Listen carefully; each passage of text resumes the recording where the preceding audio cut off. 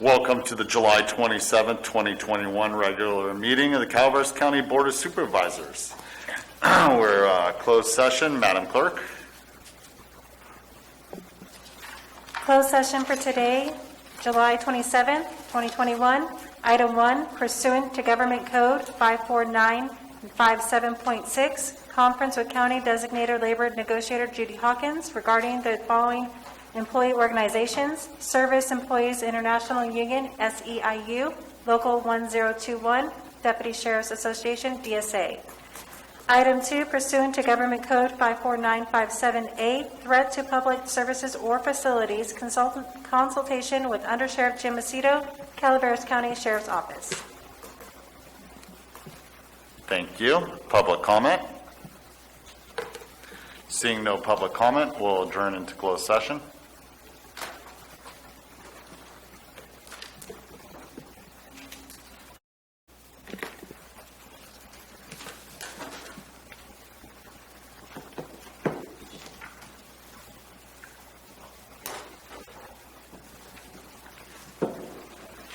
Welcome back to the July 27th, 2021 regular meeting of the Calaveras County Board of Supervisors. Mr. Toffanelli, will you lead us in the pledge? Please join me in the pledge to the flag of our nation. I pledge Allegiance to the flag of the United States of America and to the republic for which it stands, one nation, under God, indivisible, with liberty and justice for all.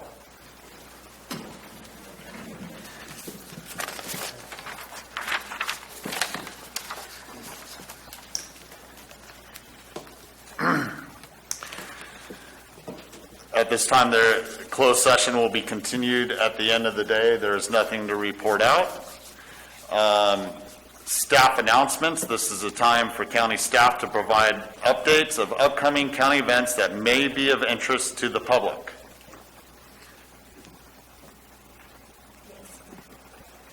Good morning. This is Corey Allen, your Director of Health and Human Services Agency.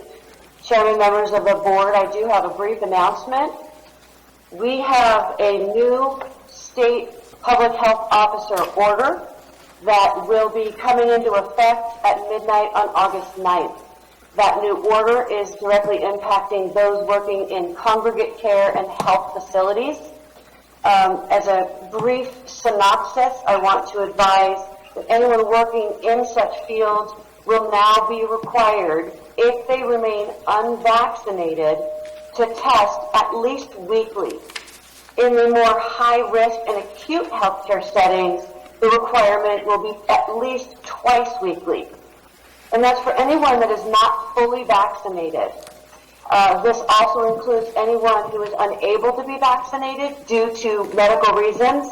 The testing requirement will still remain due to the ability that they have in continuing to pass along this virus.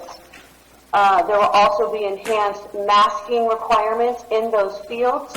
So for anyone that's in the high-risk congregate care or acute risk settings, the respirator level masking will be required. All other healthcare settings, including behavioral health and jails, will be required to wear a surgical grade or N95 mask, and that will increase to the respirator style mask in any event of a COVID outbreak in that setting. So there will be more to follow on how we will roll this out for county, but I wanted to make sure the community and your board was advised. Thank you, Ms. Allen. You're welcome. Ms. Callaway has a question. So, Dr. Ramirez did a yeoman's job yesterday at the community meeting. I just wanted you to know. Thank you so much. It wasn't a topic that people necessarily wanted to hear, but he was very empathetic with people's positions, but didn't stray from the message. So I greatly appreciate it. Please extend my thanks to him. And the other question I have started getting, which I'm assuming you'll keep us informed, is what is it that you're hearing on implementing required masks in public places, i.e. Stores and so forth, businesses. Thank Yeah, you. I'm not hearing anything formal from CDPH on that. Specifically, I think right now the focus has really been on the health settings. But I think what's happening is entities and businesses are making decisions on their own that really they've had the ability to make all along in order to help curtail the virus expanding beyond where it is right now. Okay, thank you. Thank you, Mr. Chair. Further staff comments?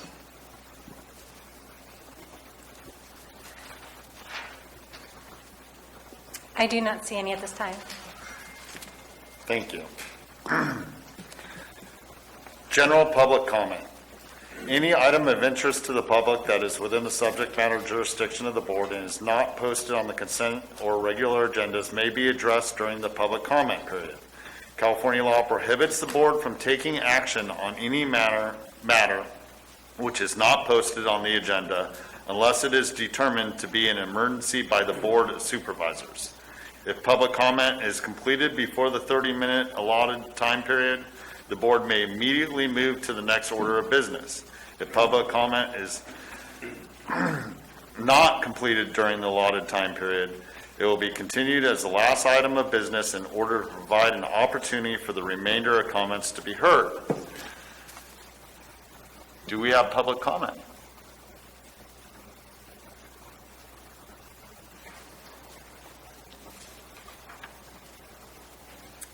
I do not see any at this time. Thank you. Give it a few more seconds just for the delay.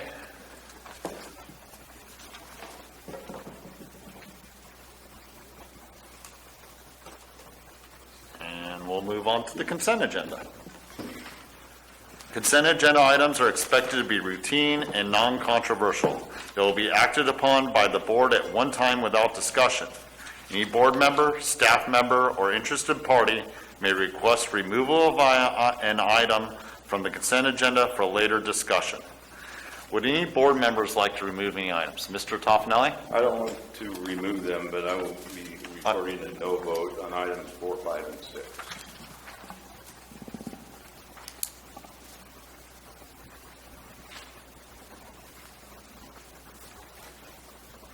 Any other board members? Staff members? Public?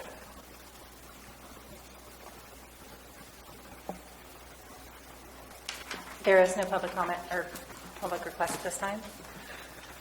Thank you. I will entertain a motion on it in its entirety with the note that Mr. Toffenelli is recording a no vote for 4, 5, and 6. So moved. Thank you, Ms. Callaway. We have a motion by Ms. Callaway, Second. a second by Mr. Toffenelli. All those in favor? Aye. Those opposed?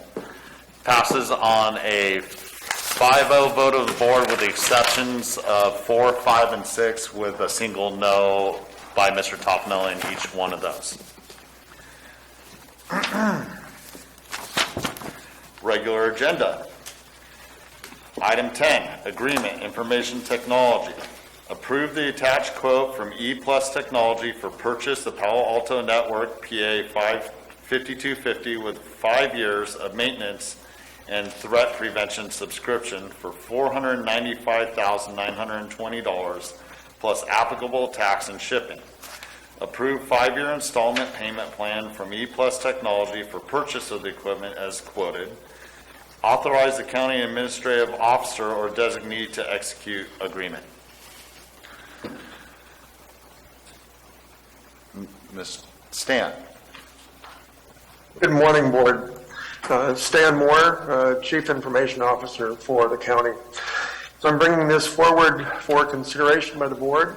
This solution is part of our layered cyber defense environment, and the equipment and the software is included in the current approved budget. The final dollar amount came in slightly under where we were at budget time.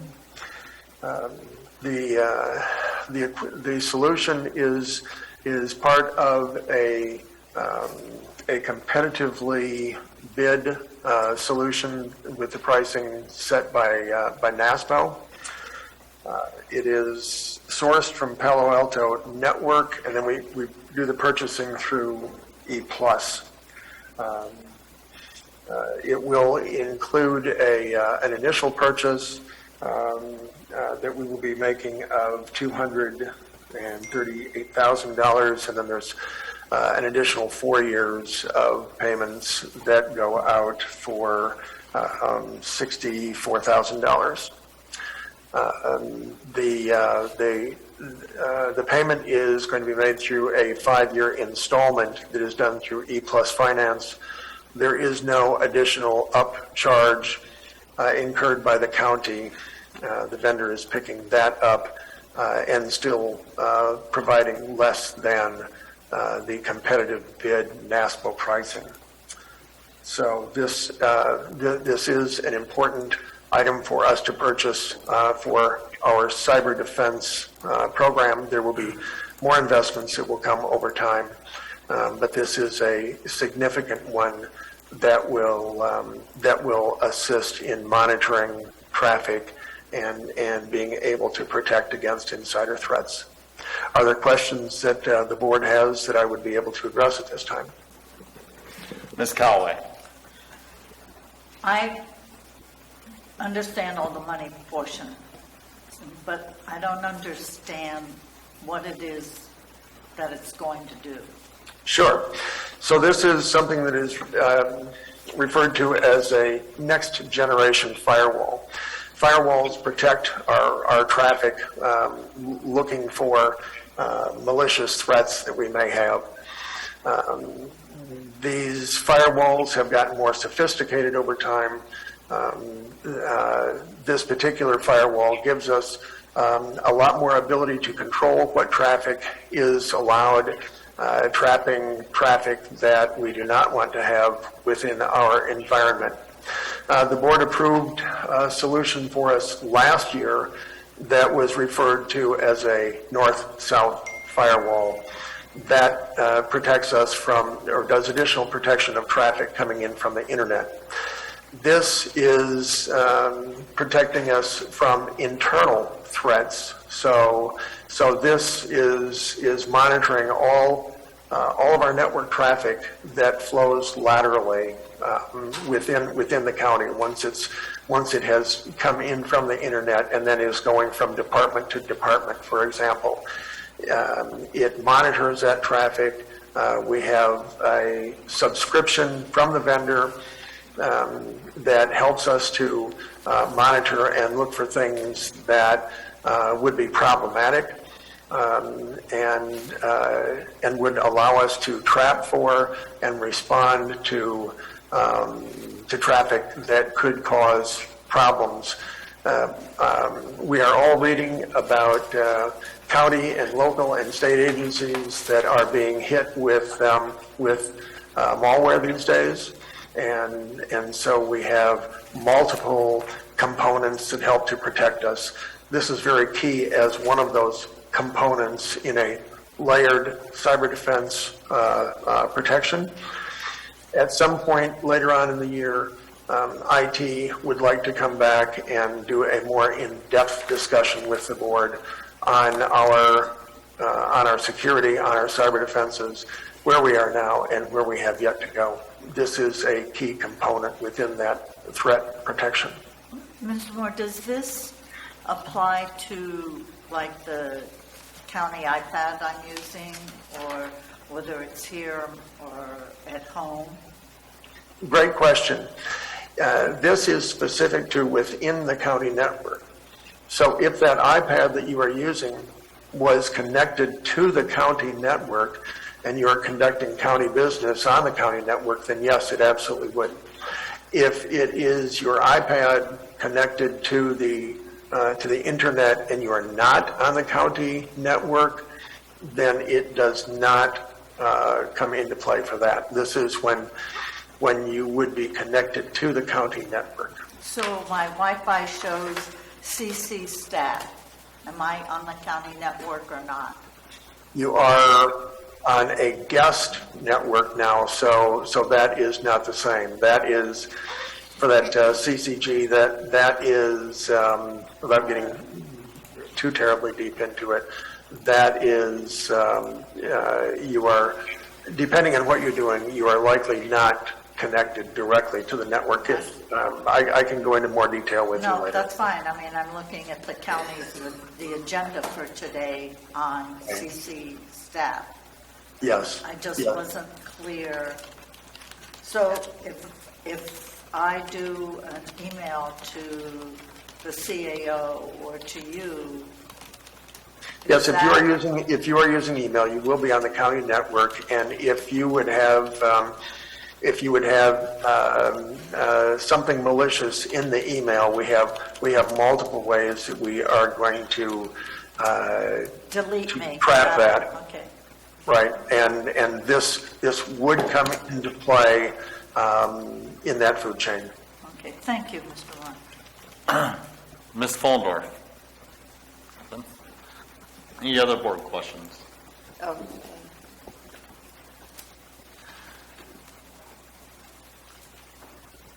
With that, we'll go to public comment.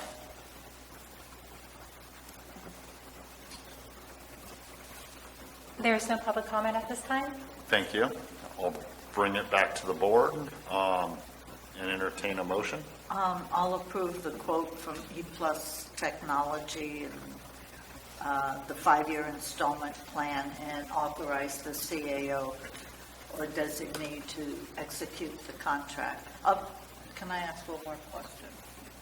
Absolutely, Ms. Callaway. Is there a As long as you portion- make this a motion. it is a motion, but is there a part of this that if we need to make minor changes, that Mr. Moore can do that? That seems to be SOP for a lot of our contracts. We could certainly, I believe, entertain a motion with that modification. That would be great. As modified, I make that motion. Thank you.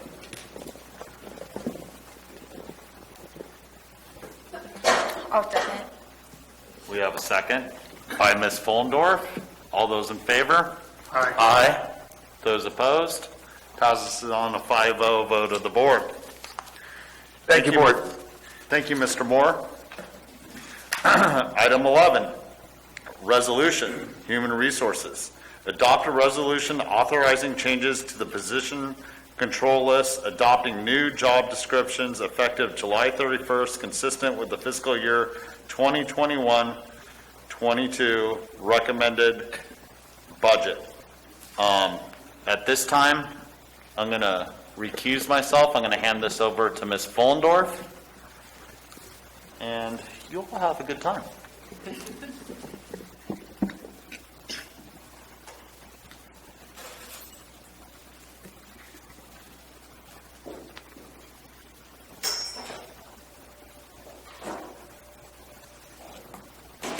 Okay, item number 11, Supervisor Stopper reread out the agenda item, so I'm going to pass it to Krista Judy.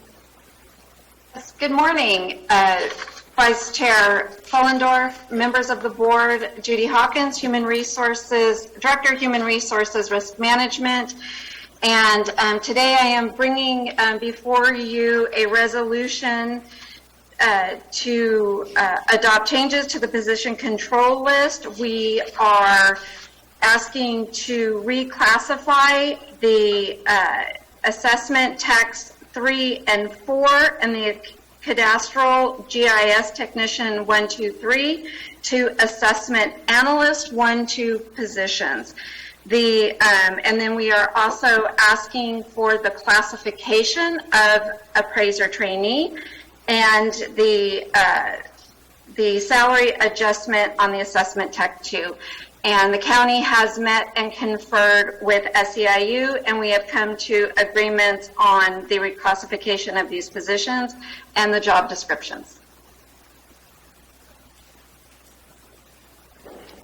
Are there And any I'm board, ready to answer any questions. are there any board questions?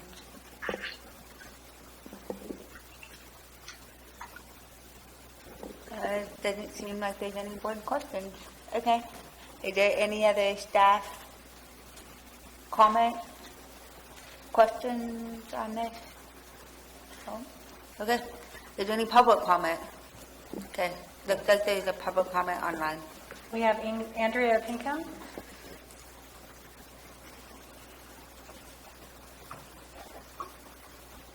Andrea? Yes. Hi, good morning. I'd like to thank you guys for hanging tight while we worked this out. We were in constant contact with the workers, and I have to give the workers a lot of credit. They were very thorough in discussing these changes. We didn't do anything different. I didn't do anything different than I would have done with any other department when going through a reclassification process. That, and we do support these changes moving forward with the assessment tech and the assessment analyst. That being said, it shouldn't have been this difficult to get these changes, or to approve these changes. Through this process, you guys may or may not know, we've had to file unfair labor practice charges for captive audience meetings being held, for contracting out without meeting and conferring. Things like this shouldn't have to happen to meet with workers and get these kinds of changes approved. We're trying to be good labor partners. The workers, like I said, have been wonderful partners in this process, but somewhere things are failing. And we're glad we were able to, like Judy said, meet and confer and get this done, but it shouldn't be this difficult to get these kinds of things completed. Hopefully we can learn from this and move forward in a positive fashion, because I'm sure this isn't the last kind of change we're going to see in the future, but we're glad that this one at least ended on a positive note for the workers in this department. Thank you. Thank you. Are there any other public comments? Let me finish. Is there anyone else online? Not at this time, no. Okay. Supervisor Calloway. Ms. Pinkman, are you still online? No, all right. Yes, I am. Oh, you were kind of breaking up, well, or I was. You said you were filing something? That wasn't clear. Yes, we are filing unfair labor practice charges against Calaveras County for several things, some of which include contracting out in a department without meeting and conferring, some of which involve meetings that were held during the meet and confer process without the union present. So I can provide you a detailed copy of those charges if that's something you'd like to see. Okay, thank you. Are there any other board member comment? Yeah, I was unaware that there was a grievance filed as well, so I would like to see that as well.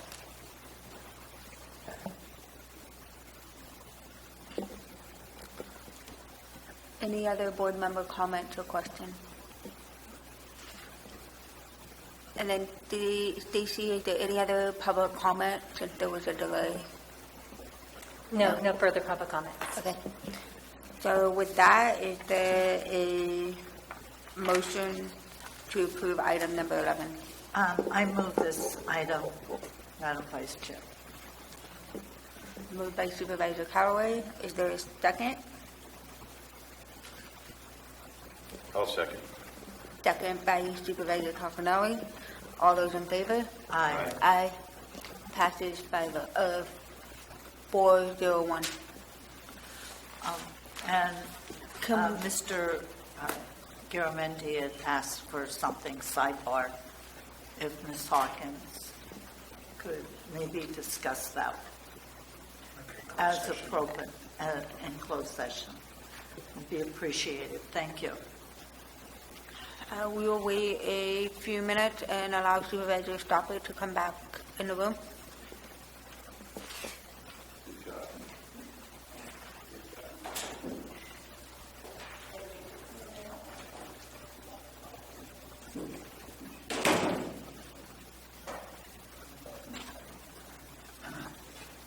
See everyone's here still.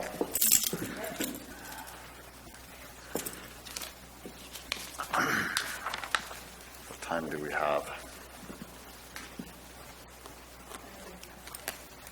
Okay. Just want to make sure. So we'll move on to item 12, resolution, human resources. Adopt a resolution authorizing changes to the position control list, changing the title of Deputy CAO, Solid Waste and Water Policy to Director of Solid Waste and Water Policy, updating job descriptions and approving a new position control number for the IWM manager effective July 31st, 2021. Good afternoon. Judy Hawkins. Oh, I'm sorry. go ahead, Judy. You want to take this one? No, please, go ahead, be my guest. Okay. Judy Hawkins, Human Resources and Risk Director. What I'm bringing before you today is a change to our position control list. We are asking to update the title for the position of Director of Solid Waste and Water Policy. This job description, we only made a change to the title and then some updates to just some grammar within the job description. We did not change the duties of this position. And then we are asking, because this position currently does reside on our position control list, but it is being underfilled by the integrated waste manager. And so we are asking for a position for the integrated waste manager so we can fill the position of Director of Solid Waste and Water Policy. Any questions? Any board members have any questions? Mr. Garamendi. Thank you, Mr. Chair. CAO Lada and I did discuss this. I have concerns about the water policy being part of this, but I think we'll give it a shot and see if we can find someone who can do, it's a lot to do IWM and be the water person. It's pretty hard to find someone who has both those skills, but I trust our CAO and let's see if we can figure it out. So I'll support this. Thank you, Mr. Garamendi. Any further board questions or comments? With that, public comment?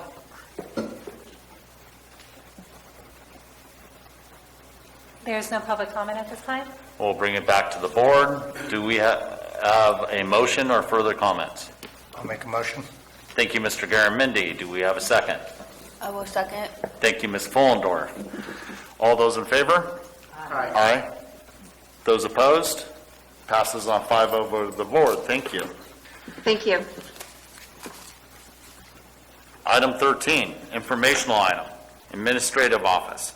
Provide direction to staff regarding August 2021 through December 2021 study sessions. Ms. Fonlada. Thank you, Mr. Chair, members of the board. I am going to share my screen.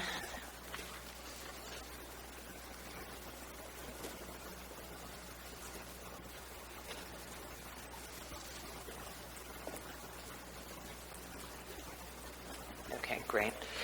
So, as you know, we met back in January, again in February, and your board gave direction for study sessions that would take place during the first 6 months of the year. Since that time, we have indeed discussed strategic planning, formed the Strategic Planning and Financing Committee, as well as the Ad Hoc Committee In April, we heard the assessment role discussion and the classification and comp study department consolidation discussion. IWM presented in May. We had the clerk reporter give the redistricting public hearing and got that kicked off in June. And earlier this month, we received a building department update, and then this study session was actually moved from that date to today based on the schedule in place for that session. So based on conversations that we've had with some of you, with the various committees and our colleagues, department heads, et cetera, there are some recommendations. Oh, I apologize. Get that back up on my screen. There are some recommendations that I would like to make to the board, as well as entertain discussion from you to determine what these study sessions might look like for the remainder of this calendar year, as well as January of 2022. And the reason why I'm recommending that we have that conversation now is because typically when everyone returns after the holidays in early January, that first study session is basically to discuss about the study sessions that will come forward in that year. But we've got a lot of balls in motion, as I think you're all aware, between our various committees, the strategic plan, et cetera. And I think it would be wise to, in addition to having a study session on study sessions in that first meeting in January, also potentially agendize an additional study session or two so that we can really keep the ball rolling and continue to move forward with the momentum we've gained so far this calendar year. So with that, I recommend we are, as a result of COVID and changing state and Cal OSHA guidance regarding reopening, we know that we also have PS public safety power shutoffs that occasionally may disrupt our operations, as well as strong feelings from, I think, on some level, the board, certainly with department heads and our county staff, regarding where we think the telework policy should be.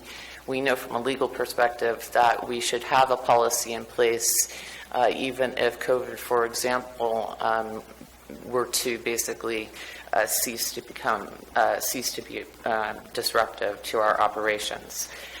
In conversations with our Human Resources Department, who has been working on a telework policy to bring to you, I recommend having a study session in August so that, and at which point we would have had department head feedback to bring to you and have the discussion about where you would like us to go from a policy level in terms of that telework policy. I'll go ahead and just mention all of these, and then if you would like to discuss and add or take away. The next recommendation for August, and this one I'm particularly excited to make. As you know, the Strategic Planning and Financing Committee, Standing Brown Act Committee, was formed last spring. We have been regularly meeting and moving forward. We recommend at this time that in August, further to two incredibly productive conversations that I was fortunate to have with Mr. Pat Blacklock, President and CEO of RCRC, and former CAO from UBA, Robert Bundorf, on Friday. We would like to, I recommend that we invite them to speak with us in August regarding moving forward with our strategic plan. We have outlined, I think, some exciting recommended next steps for your board to hear, and with your direction, I will move forward with that.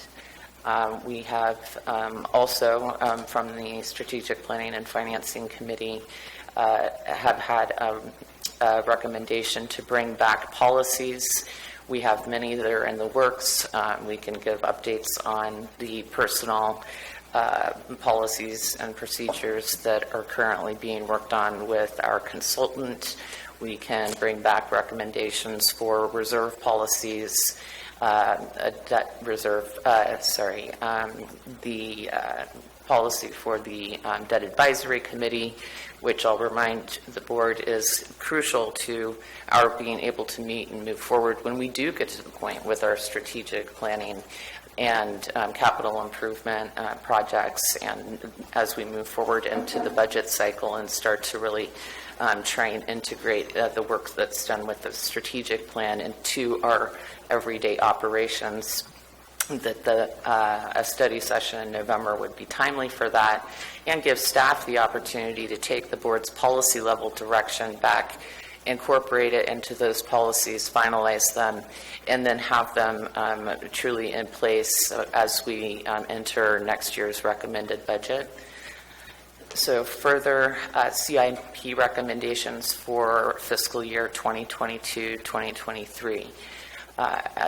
Many counties, and wisely so, incorporate into their budget discussion, often separately, CIP recommendations that tie back to their strategic planning and that tie in to their budget process.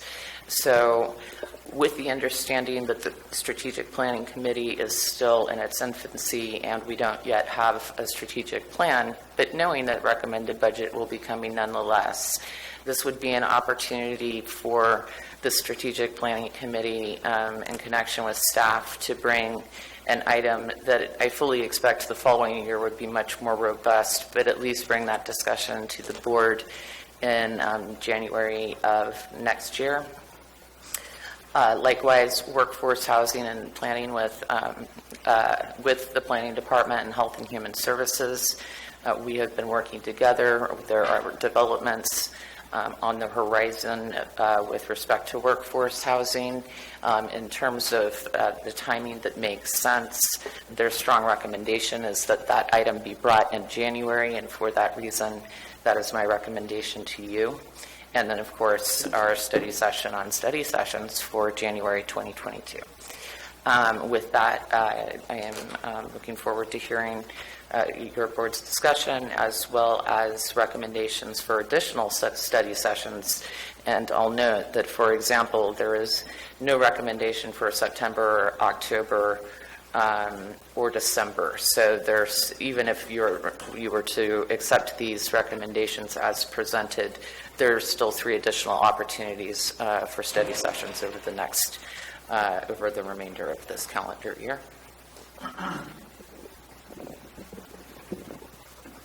Any board member recommendations, comments, questions? I'll bring up IWM for one of those. I know it's in transition right now with one of the items we just approved, but we had originally said to bring that back in August. I understand putting it back up farther, but possibly in November or October, you know.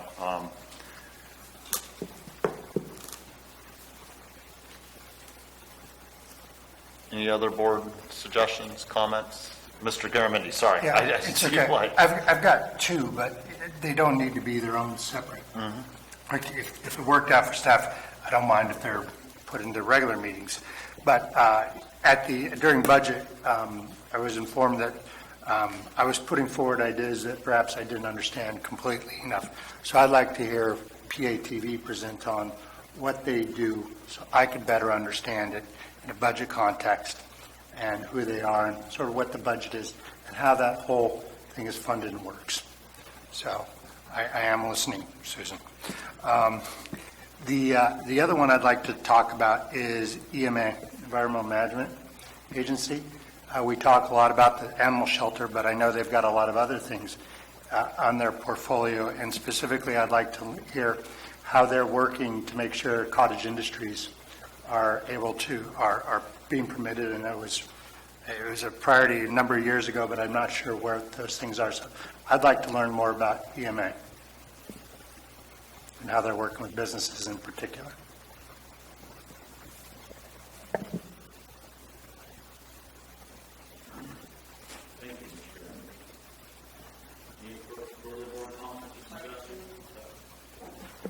Thank you, Susan.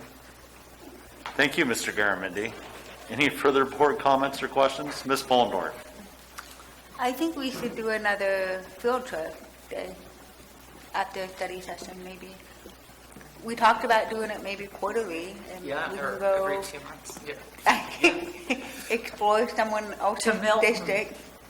To Milton, Probably should. or maybe some of the transfer stations. You're welcome to the one in Avery. We'll host you. I think, don't drink the water. The wine. No. The wine. I think that's a good idea.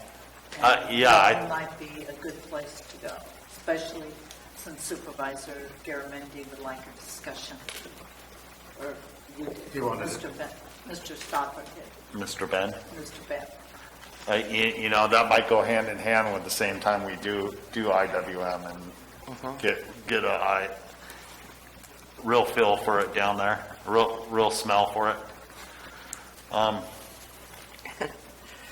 Thank you, Ms. Fullendorf. Yeah. Ms. Callaway, do you have anything further to? Yeah, the only thing I'm going to say, which is in the study session, I do not like calling it a special session. It is not a special session. It is a board meeting. I mean, the last one we had consent agenda items. We had a regular item. I know, I read the law. I read it. It is not, though, a special session. It's a board meeting. So I think Supervisor I'm Callaway, going to call Mr. Moore and say, you better get that. I was thinking about that. I think what we could do is we would need a change in our ordinance because our ordinance specifies that the second and fourth Tuesdays are the regular board meetings, meaning that any other board meeting is unfortunately by default a special meeting. We could change our ordinance to say that the second and fourth Tuesdays and any other meeting scheduled on the board's, adopted calendar for the year is a regular meeting. And then we could call them all regular meetings if that's something the board would like to do. I'd like to do that. I mean, especially. I've been hearing about this from Ms. Callaway for over a year now, and to lay it to rest, I would support her in making that change. There's nothing special about that meeting. I would be happy to bring back an amended ordinance for the board to consider. Are all board members okay with that? Thank you for the proposal, Ms. Callaway. You got more work on your plate there, Ms. Edwards. Not a problem. Okay, we'll bring it to public comment with that.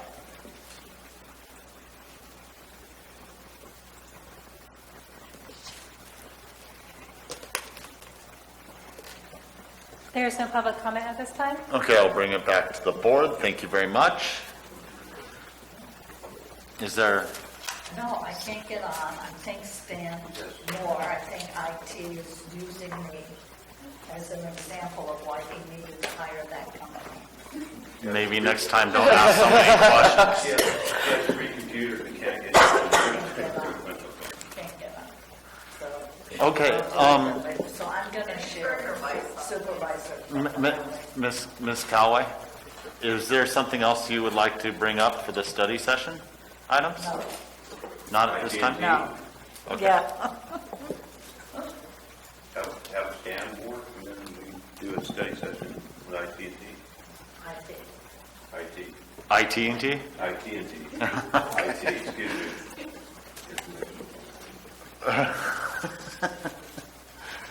Okay, do you have enough clear direction there, Ms. Palmata? So, sorry, just trying to correct my Spelling errors, there we go. There's one other thing I would like to bring up, and it's kind of up in the air. I mean, until we get a permanent planning director, but, moving forward, maybe bringing back at a certain time where we're at with implementation of the general plan and all those policies and everything else that come hand in hand with it. There's a lot more work to be done. So I think that's something at a certain time. I don't want to set a date, but I think that's something important for us to continue to discuss and prioritize as a board. So, and I would recommend when that happens, perhaps in Q1 of 2022, also then the discussion of our community stakeholders, county parks, and as we previously discussed, how that development is also tied in with our strategic plan. January meeting's looking awfully rough. Maybe February. No, I mean, and we do have a couple open slots. Yeah. Here, I mean, there's nothing saying that we can't move some of that around, to an earlier date. But at this time, that works for me. So right now we've got August covered. If it's the board's direction, environmental management, I'm concerned that September might be premature, so would want to speak with Ms. Medina and see if that timing is reasonable. If not, December, or we could perhaps include it in either the November or the October sessions. And then we've got IWM update for October and policies for November. And again, with an opportunity either in September or December to add an additional session.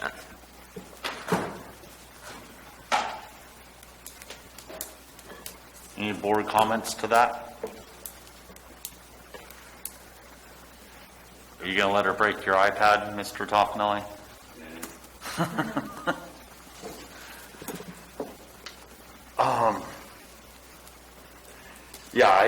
I think this is somewhat of, some of the things are nailed down. I mean, we're going to have to also, one of these is going to be coming forward at the same time with redistricting. There may be more meetings coming up with that we may need to fit in. So I think leaving a little leeway on, and so we can be fluid on how we do everything may be the best course going forward. You make a great point. So perhaps then that means environmental management would be best positioned for December, and that would leave us with September to have flexibility for the different town halls and any discussions and updates that might come as we move through the redistricting process. Is that? Yeah, absolutely. I mean, I'll leave it to you. Okay. But as long as we hear something about PATV and EMA at some point. Yeah. And PATV, if we can get that on a study session day, great, but I think we can get them to come and speak with us. Whatever works for you. Yeah. If there's anything further, are you comfortable with that, Ms. Bonlotta? I am. I don't think we need a vote on this one, do we, Ms. Edwards? No. Purely informational. All right, with that, we'll take a 10-minute break. It's 10 o'clock.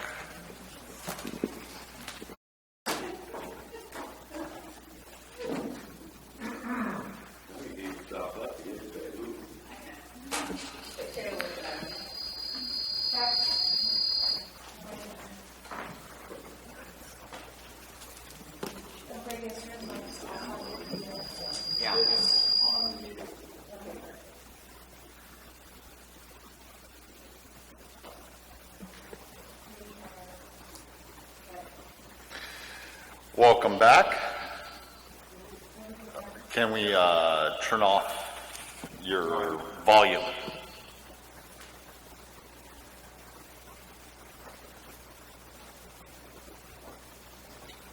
Thank you.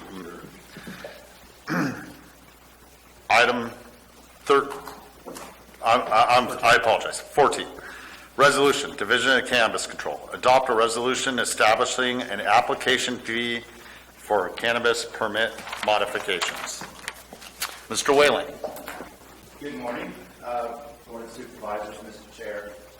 We're pleased to report this morning and bring before you a resolution that would fill out another component of our program. As the board is aware, Oh, you just still got to have the red light on. There you go. okay. As the board is aware, we are a fee-funded department, so that means that all of our activities and reviewing applications and continuing operations are all funded by the applicants themselves.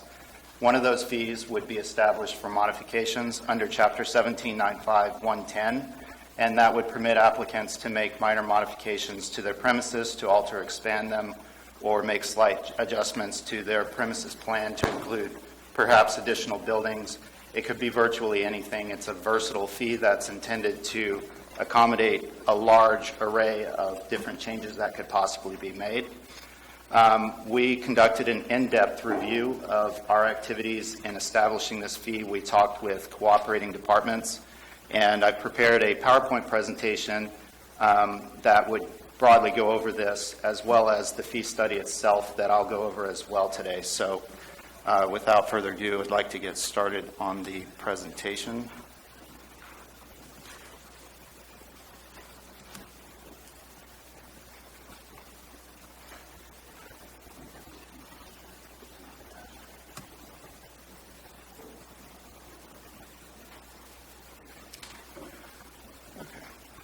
So, as I mentioned earlier, we're a fee-funded department, and this would be a fee that would be established to enable us to be able to process potential changes to premises. So when we started reviewing this process and deciding how to structure the review itself and how to establish this fee, we decided that the best way to structure this would be based on the system that we have in place for main applications. So what we currently do is we have a screening review that allows us to check basic eligibility under Chapter 1795 before an applicant is advanced to the main application phase, where cooperating departments, including building, planning, and public works, the environmental management agency, come into the review for their subject matter specific reviews, and they approve or disapprove the application. So as you can see from this diagram, the application itself would be filed with the Division of Cannabis Control in the first place.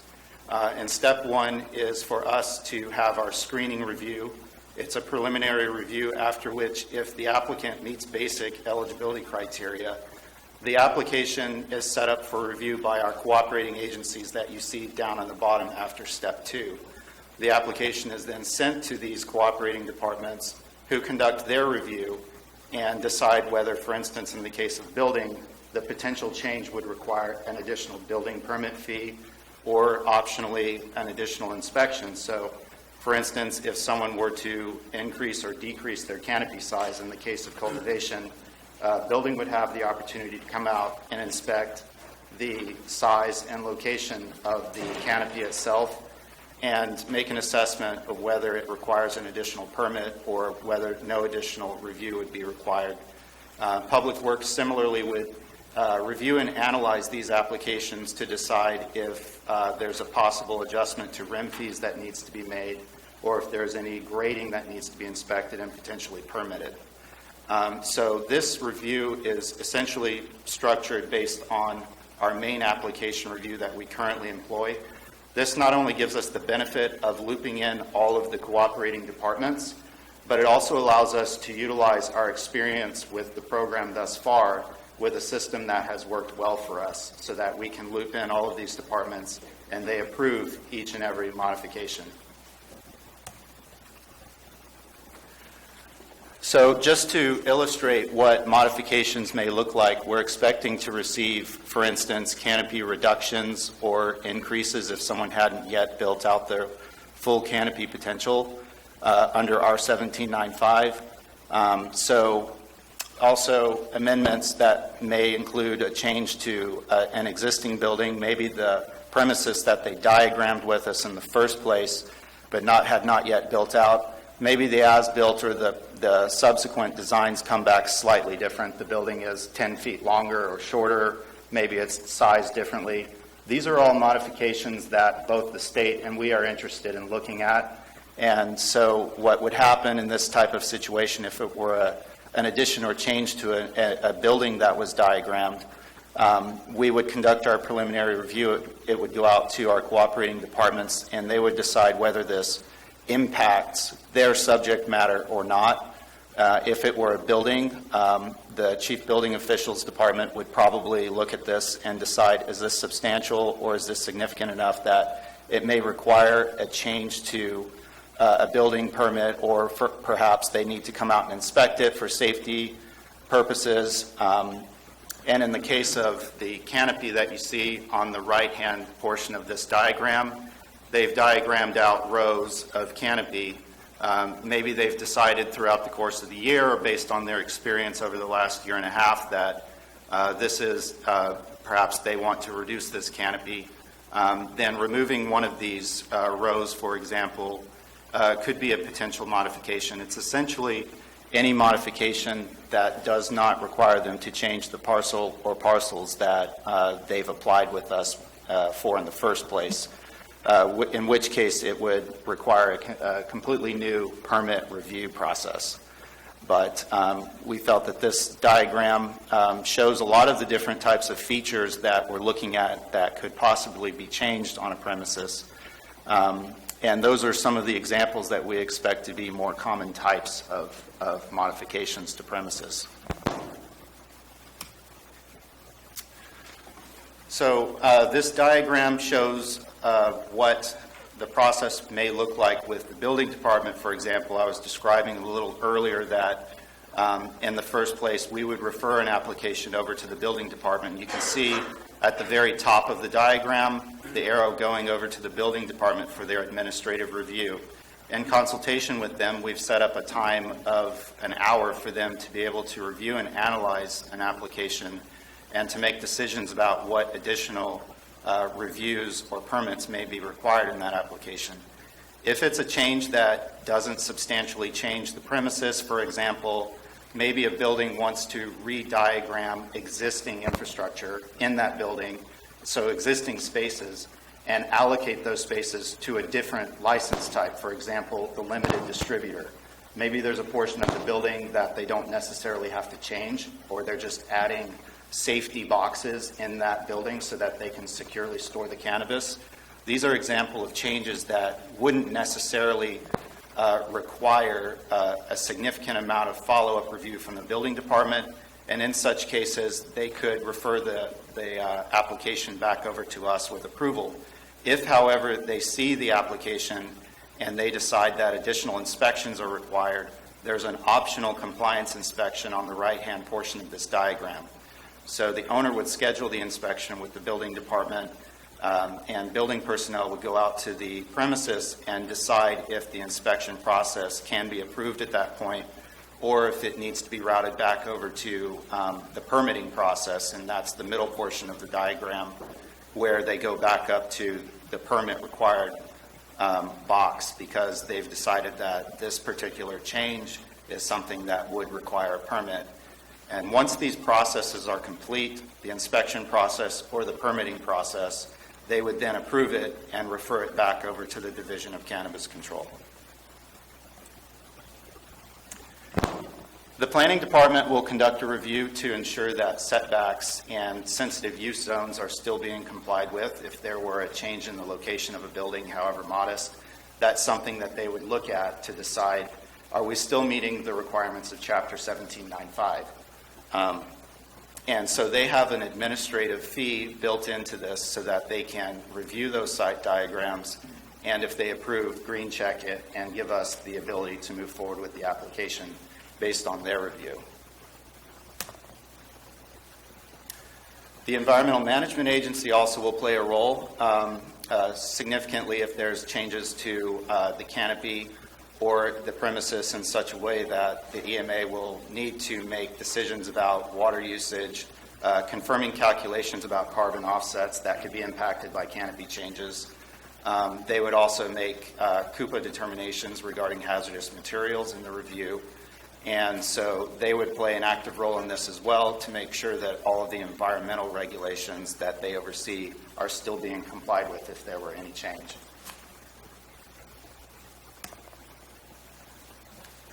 The Public Works Department will also review modifications.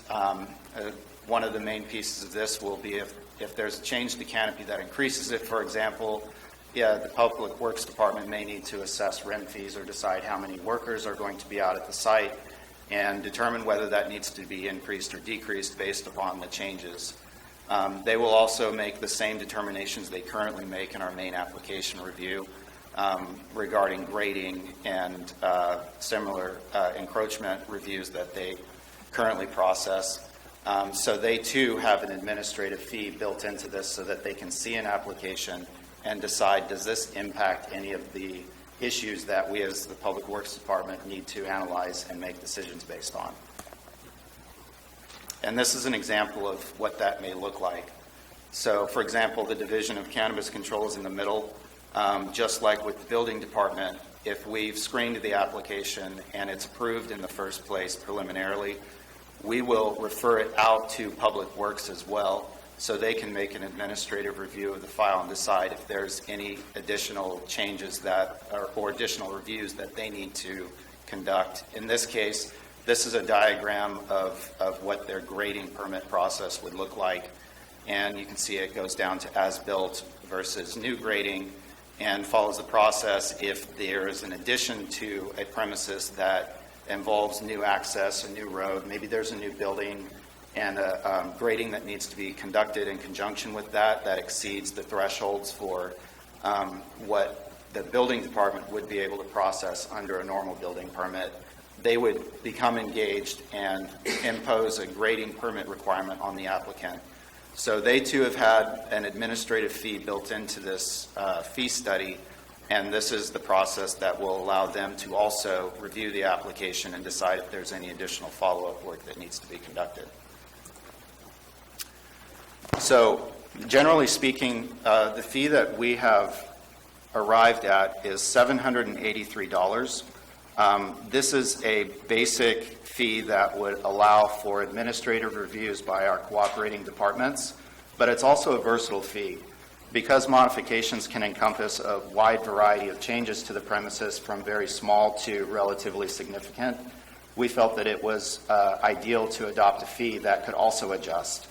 So based upon buildings review, for instance, if there were changes that required additional inspections by the building department has an independent fee study that they recently adopted, and it allows them to apply an hourly rate for reviews should they need to go out to the property to conduct additional inspections.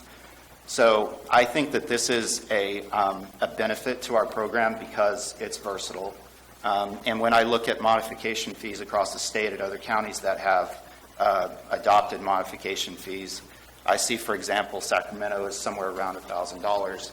Other counties, multiple thousands, but it's across the board because it's a hard fee to be able to adapt to something that needs to be versatile, because there's not really a one-size-fits-all for modifications. Another county, Humboldt, for instance, they apply a exact cost, so they require a deposit up front of approximately $700 or $800, and then they conduct the modification reviews and essentially tack on a fee to that from that point.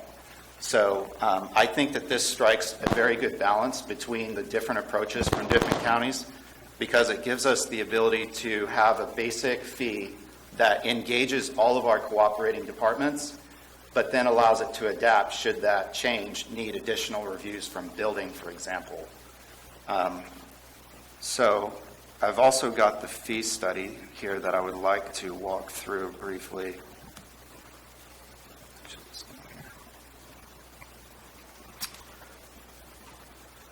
So in the fee study, we've outlined the basic procedure that I just described through the PowerPoint presentation, that this is a full county effort from all of our cooperating departments to make sure that the changes are completely compliant with our code and safe.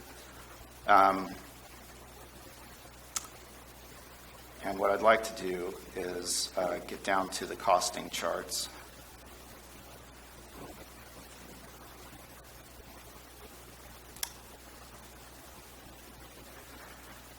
So in arriving at this fee, what we utilized was through our discussions, both internally at the Division of Cannabis Control and with these cooperating departments, we've actually sat down with the people who do this work, who are actually engaged on the files, and studied each step that would be required in order to process a modification.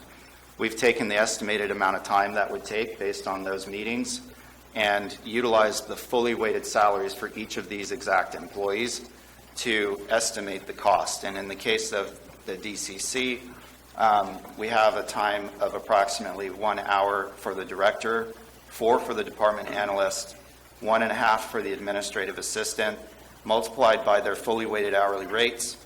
We've arrived at the component for the DCC of $328.97.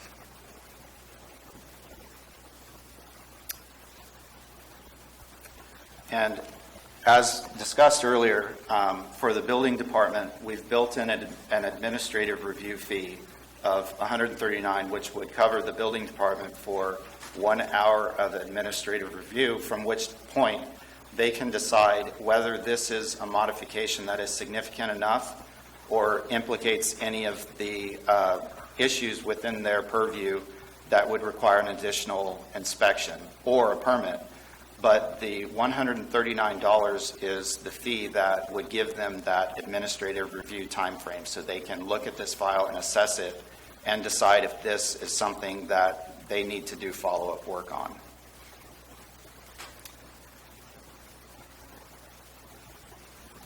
For the planning department, we've also used the fully weighted rates, and this was the result of a meeting with the planning department on what we perceive will be their role in the modification review, essentially reviewing setback requirements and ensuring that sensitive use buffer zones are still being met for a change that may result in a slight relocation or expansion of the premises. So they would be able to conduct that review, and we've allocated a half hour for the director position and 1 hour for the planner 2.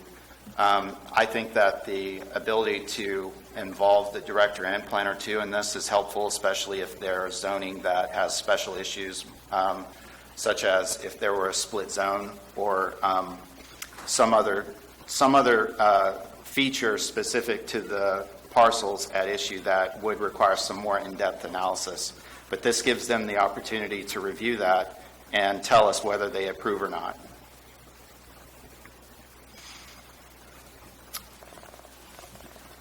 So the Environmental Management Agency, we've built in costs for the director position at 1 hour and a quarter, 1.5 for the permit technician 3, and another 1 hour and 25 minutes for the permit technician, another permit technician 3 position. The reason that there are 2 of these positions is that they both have expertise in specific subject matters. The 2 EMA permit techs identified serve in different departments within EMA with discrete skill sets. One is from the environmental health well program, while the other tech is from on-site wastewater. So having all 3 of these staff members from this department engaged on the file is necessary, and having their review for each modification will help us ensure that environmental rules and regulations are still being met if there's a change to a premises. Public Works fee has been structured similar to the building department. We've built in a cost allocation of half an hour for an administrative review. Again, that would allow them to be able to analyze the application and decide whether any additional permits are required based on the change being made. So we've built in a half hour for them to be able to do that, and if there isn't any additional permits that are required from Public Works, then they would be able to green light that and give us approval to move forward with the modification application. So summarizing here, this is the aggregate cost chart And what we've taken is basically every component from the cooperating departments, including the Division of Cannabis Control, and added those together to arrive at a proposed fee of $783. The Division of Cannabis Control included a resolution with this item that, if approved by the Board of Supervisors, would adopt this fee and give us the flexibility to allow the building department, for example, to be able to assess an additional inspection fee should they decide that that's required. And of course, if there are any additional permits that are required from Public Works or the building department, those would be required as a necessary step in approval of the modification. So with that, I'd like to ask the board if there are any questions or anything that I can elaborate on. Ms. Cowley. Mr. Whalen, did your kids sign that? Was that your kid's signature? Based on the type of cases or requests that you've been getting, do you think that, I'm assuming, I know you think it's a match, but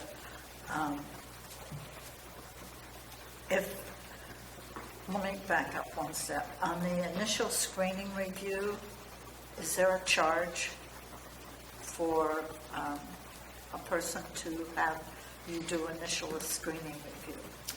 For the modifications?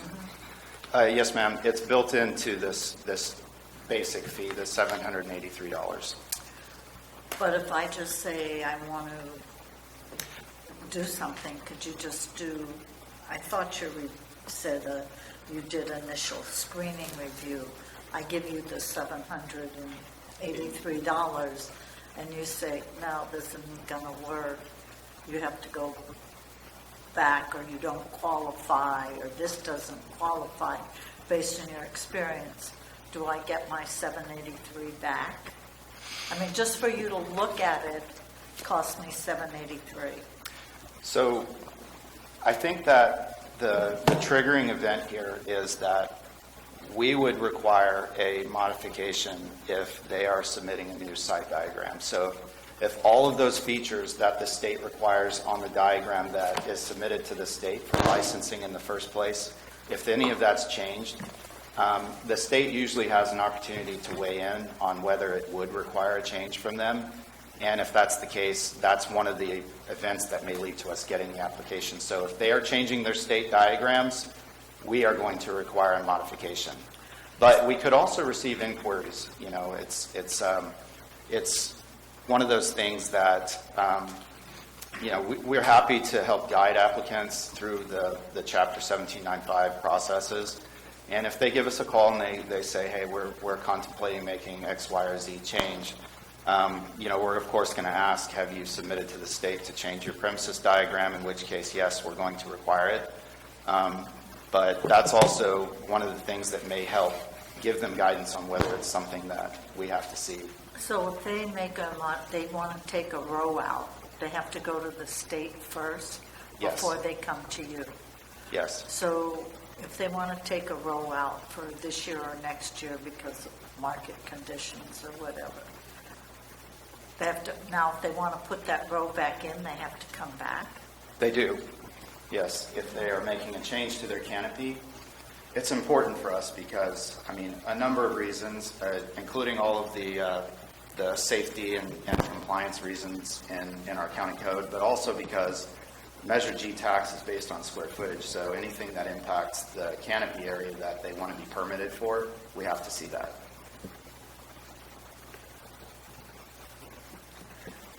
So what are the type of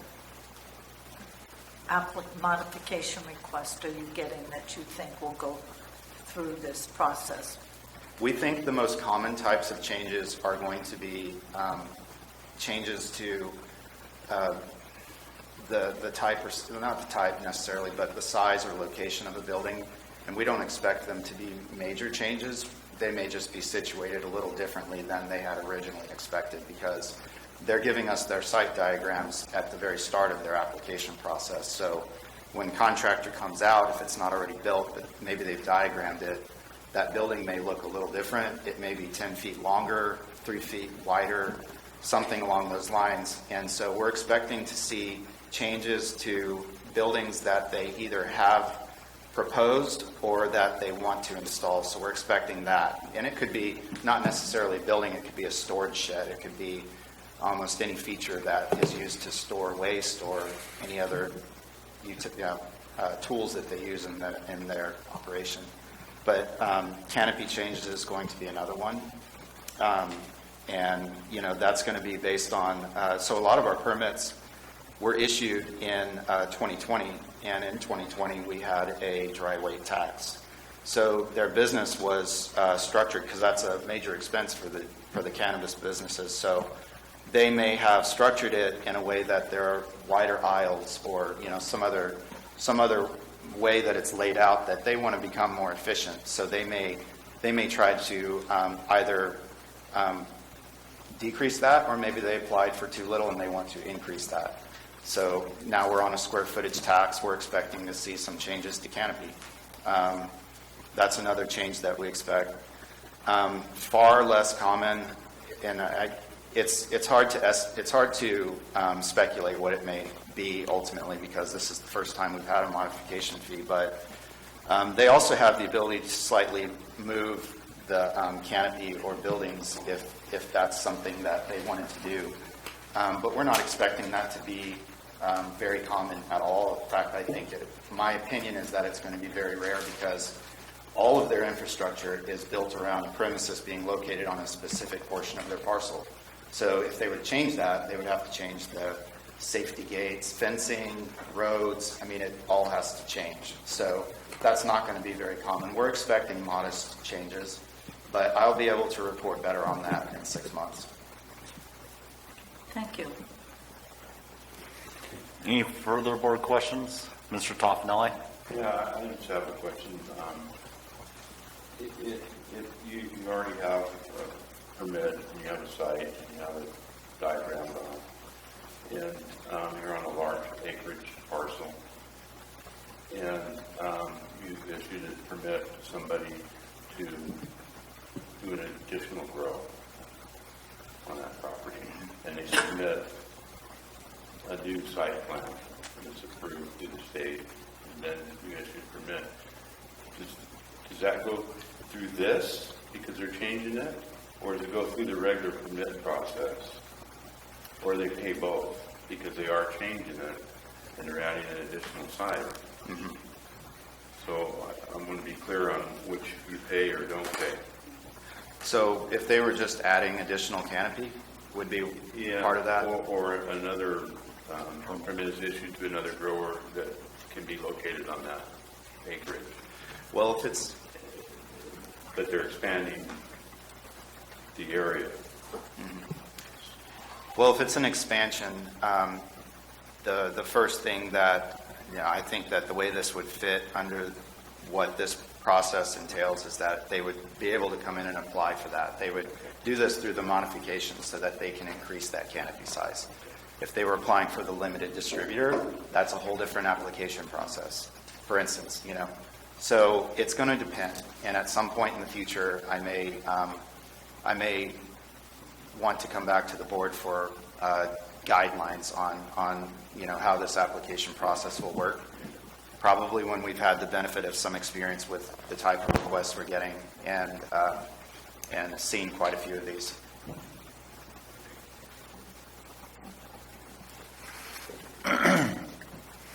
No further board comments. I'll let it go to public comment.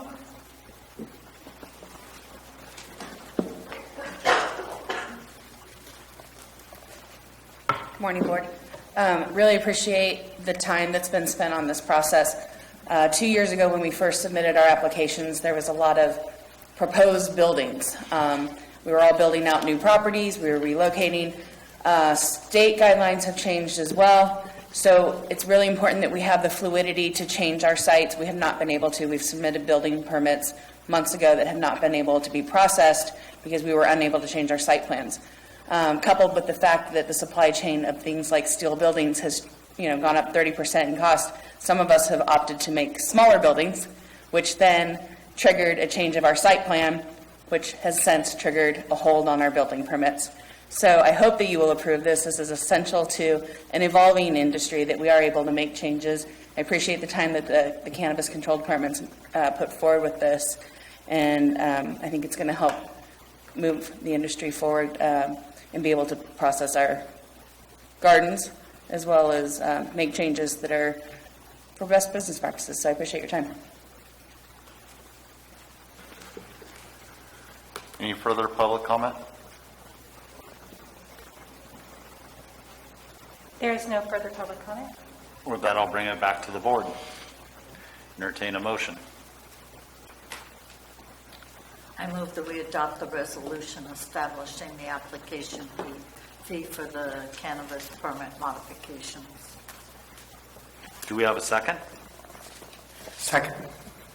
With that, all those in favor? Aye. Those opposed? Passes on a 5-0 vote of the board. Thank you, Mr. Whalen. Thank you. Don't go anywhere. You're up next. Good to see you, Mr. DeBasilio. Good afternoon, Chair Supervisor. Thanks for taking your hat off, sir. Yes, sir. These are the board changes, or do you think have? Is he going to change the flag?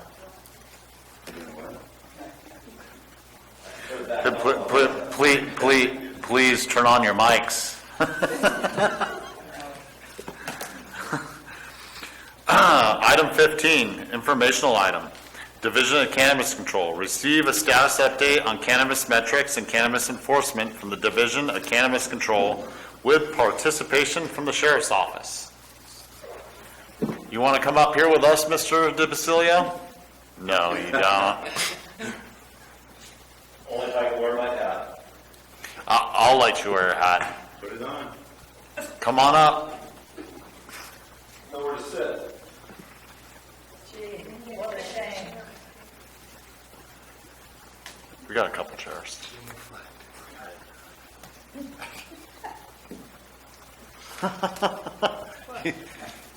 You looked it up? Of course it is. Knock it out. Okay. You want to give it 5 minutes real quick while you set up, or? Yes, sir. Okay.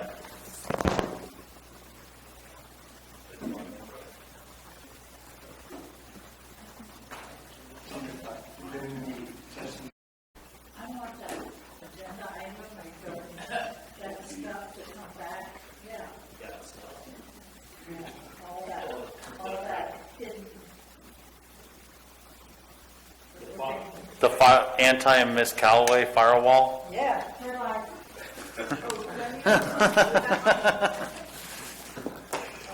We're going to go back and we're going to start agenda item 15 again, informational item, Division of Cannabis Control, receive a status update on cannabis metrics and cannabis enforcement from the Division of Cannabis Control with the participation from the Sheriff's Office. Mr. Whalen, Mr. DeBasilio. Good morning again. There we go. Good morning again.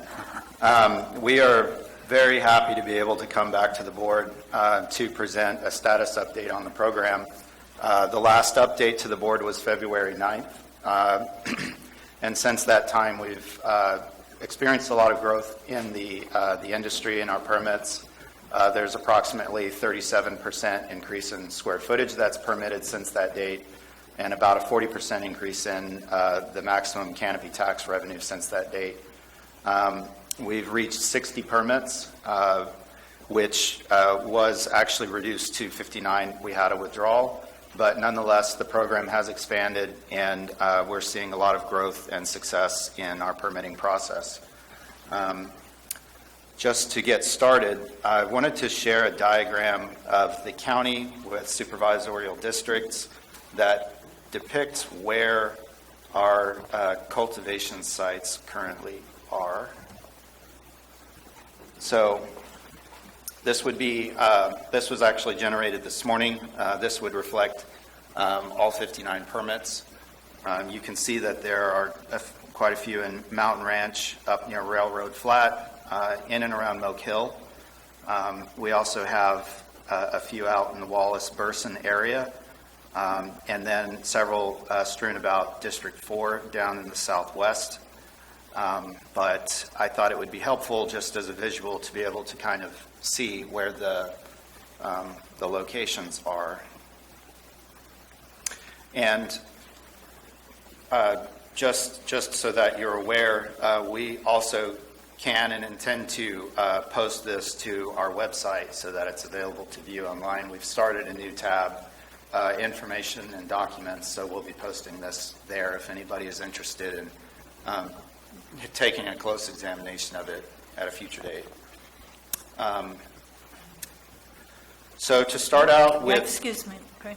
If a site, any one of those sites might have 2 or more permittees, does that dot, is each dot a permittee, or could one dot be 2 permittees?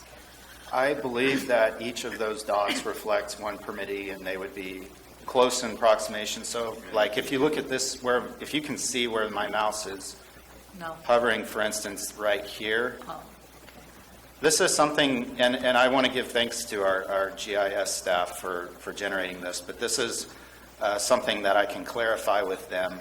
It's not really giving me the specific area, but it's in the middle. You can kind of see a cluster of spikes right here in the middle. But if it's not, that's something that I might be able to follow up with them on to be able to get a more granulated view of this. I'm happy to do that. So I thought we would start with financials.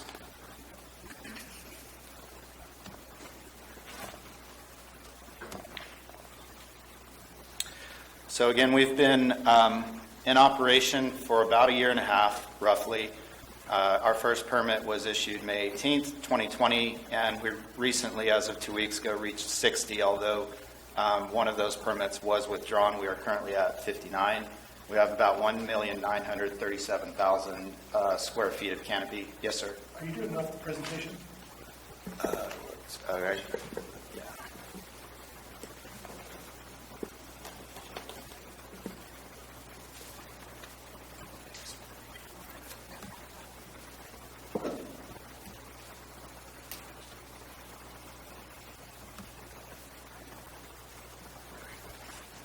Thank you.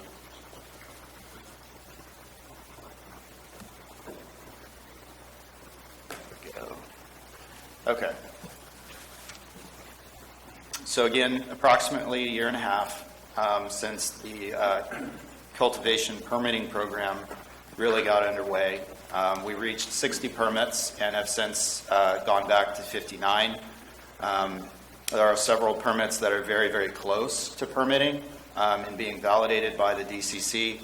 I know that 4 of those today are just waiting on their state license, and I think that due to recent transitions at the state, they may expect some delays with that. But we've experienced a lot of growth this year. In terms of our application fees, this slide reflects what the total revenue that we've received this year from all of our applications is thus far. So that would be CVCBs, appeals, and cultivation main application fees. What's interesting is you'll see that the first quarter, the revenue tends to drop off steeply because that's very late in the year. A lot of our applicants are outdoor. There's also mixed light, but they tend to not begin their application process during that time period because it's very late in the season and it gets very hot here. And it's not, many of them will expect that if they're applying and they're reaching the permit stage that they're going to have to get in a full season to be able to recoup the costs of entry into this and to be able to cover their tax exposure throughout the year. So the revenue tends to increase throughout the year. You can see the second quarter and then the third quarter, which is January to March of the fiscal year. That number goes up significantly. In fact, that's 4 times the amount from the first quarter.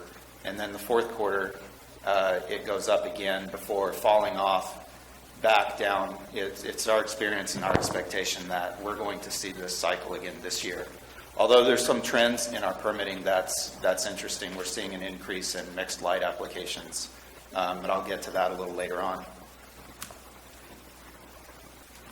This gives you a little bit more detail on where our revenue is coming from. Again, we are a fee-funded department. The application fees that are paid by the business owners and applicants is what goes to pay for our operational costs. We do not rely on general fund revenue. The main application fees, of course, is our largest source of revenue. And in fiscal year 2021, we received $603,199 revenue for the continuation fees. Thus far, $78,180. This would reflect the vast majority of our permits that were issued in 2020, because the last one, I believe, that was issued was in August of 2020, which was, I believe, August 6th. So almost all of our permits have paid their permit fee thus far to continue their permit for the next year. The revenue for CBCBs has gone up significantly. We've seen an increase in CBCB applications, especially in the last couple of months. And the total revenue for that is $47,673. And then our appeal revenue is $8,523. And again, the grand total, $737,575. So this just gives a little bit more detail on where that revenue is coming from.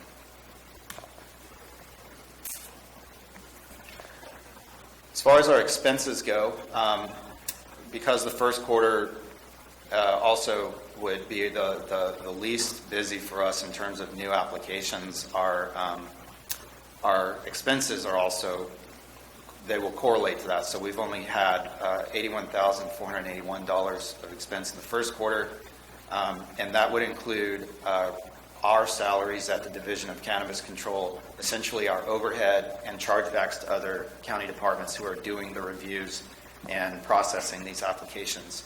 Just like the revenue, the expenses go up throughout the fiscal year up to the fourth quarter, where we had $116,221 of expense. The total is just under $400,000 for expenses.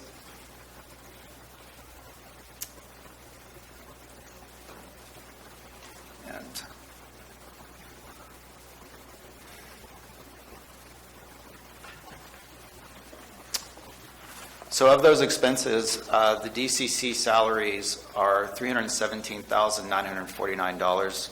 Services and supplies, which includes our fixed overhead costs and other expenses such as computers and desks, was $30,904. And then reimbursement to cooperating departments, $45,988. What's interesting to note about this is that a lot of the times, if we're receiving an application in the third or fourth quarter of a fiscal year, those applications, in the next slide, we're going to see that the average processing time, except for outlying timelines where they waited a year to get their permit, is approximately 5 months. So even though there is more revenue than we had expenses in 2021, that revenue is going to be applied to those permit applications going forward as they continue through the processing. So it crosses over fiscal years. And that holds true for any applications that are left over from 2020 or the applications that just got started in 21. Yeah, can I ask a question? Yes. That total income number that you had, how many permit applications does that represent? Well, we had about 200 in total, of which I think around 34 were withdrawn and several denied. So I think that the remaining number, I may have to look back at our records and get you that number, but it's substantially more than the 60 permits you've issued. So the rest are still in the circuit being gone through? Yes, sir. When I looked at the numbers earlier today, I think it was just under 50% that are still in an applied status. So they haven't been issued, they haven't withdrawn, and they haven't been denied. But that's a statistic that I can probably get you some more exact, better numbers on.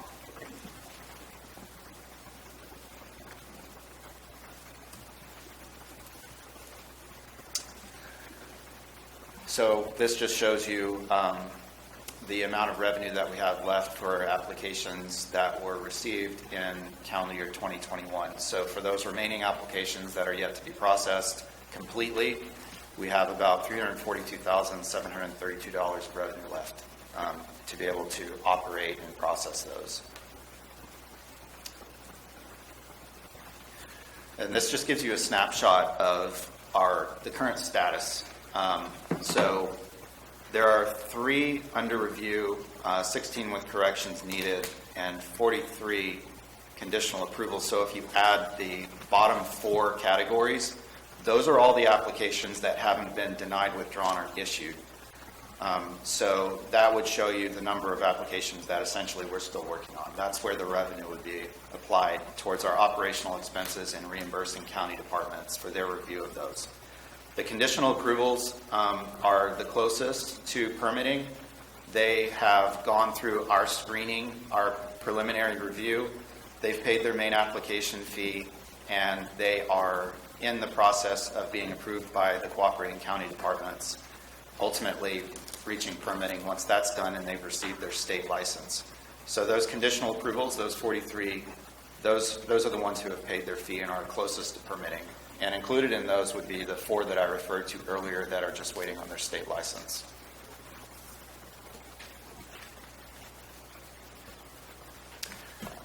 This is a timeline for all of our permits that have been issued to date. And the average shows 247 days, but if you look at the bar graph, you'll see that several of them double the amount of time, probably because these were permits that applied either in late 2019 or in some point in 2020 and decided to wait the season out to get permitted in closer to the time that they'd be able to plant. So it could be a number of factors, and it isn't necessarily just that. It could also be, for example, someone who's waiting on their state provisional license. But if you look at sort of the median timeline in there, that's what we use to estimate the timeline to go from application to permit and state license is somewhere around 160 to 180 days. And that's what you see the most of in this graph. But this shows you the timeline for all of our permits.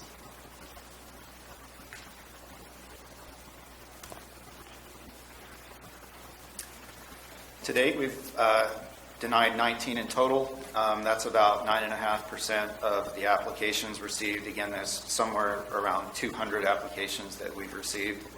The basis for denials is the same as we've experienced in the past. Either there's a transfer insufficiency, such as a prior code case, or more often there may be a sheriff warrant that was executed at the prior registrant's property. We've really been grateful for assistance from the sheriff's office in providing us information about that, and we've been able to identify and enforce this portion of 1795, resulting in several of those denials. But it's an essential part of our ordinance mandate, and we follow that closely. There's other issues that come up. Prior registration was denied, or a CDFA license was not issued or applied for properly. That tends to come up as well, but the total is 19. Our number of CBCBs has increased. As I said, in the last couple of months, we've seen a spike in applications. There are a total of 441 applications. 381 of those have been issued, 8 denied, 18 revoked, and 34 in process. But this shows that workforce of workers and owners who have been through our background process and received their CBCB badge. It shows that it's working and they are following through with the process and building out that workforce. I think that this is a really good statistic. And personally, having visited cannabis cultivation sites, each time that I've been, they have had their badges with them. So I think that this program, as far as Chapter 922 goes, has been working well for us. And I'm encouraged by the number of issued CBCBs that we've got today, and that number is still going up.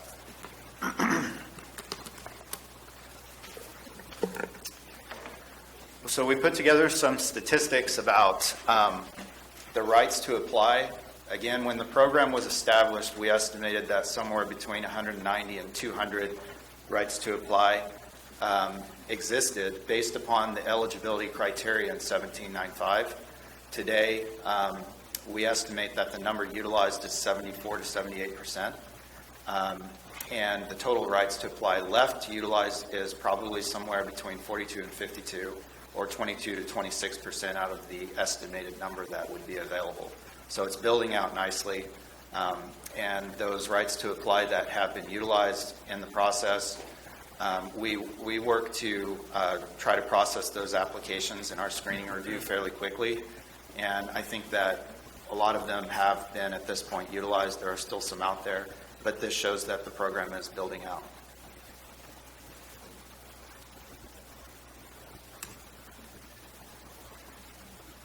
So this will give you a more detailed view of our issued permits.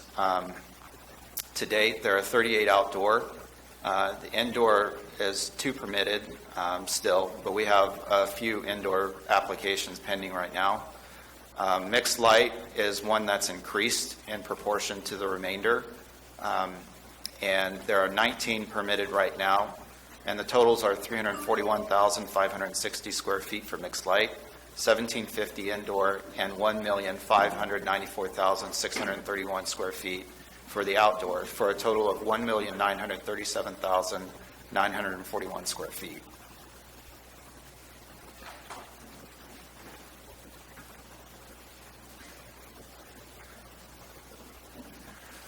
Just to go over some Measure G basics again, this is something that we try to address each time that we have the opportunity. Because it is new and it differs significantly from Measure C, it was a county ballot measure, voter approved on November 3rd, 64 to 36%, and became operative on January 1st. So this is the taxing law for Calaveras County right now for cannabis businesses. And it's a cultivation tax based on canopy square footage. And it's important to note that the tax payments are due on a quarterly calendar year basis. So the first payment was due in the month of April, and this is the last week to pay Measure G tax for the second quarter of the calendar year. It will end at the end of July. So it's an important point to put out there.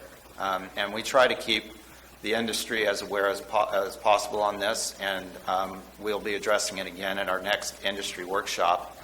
In fact, we also sent out a notice a week and a half ago or so, just to make sure that people are aware that this tax is due.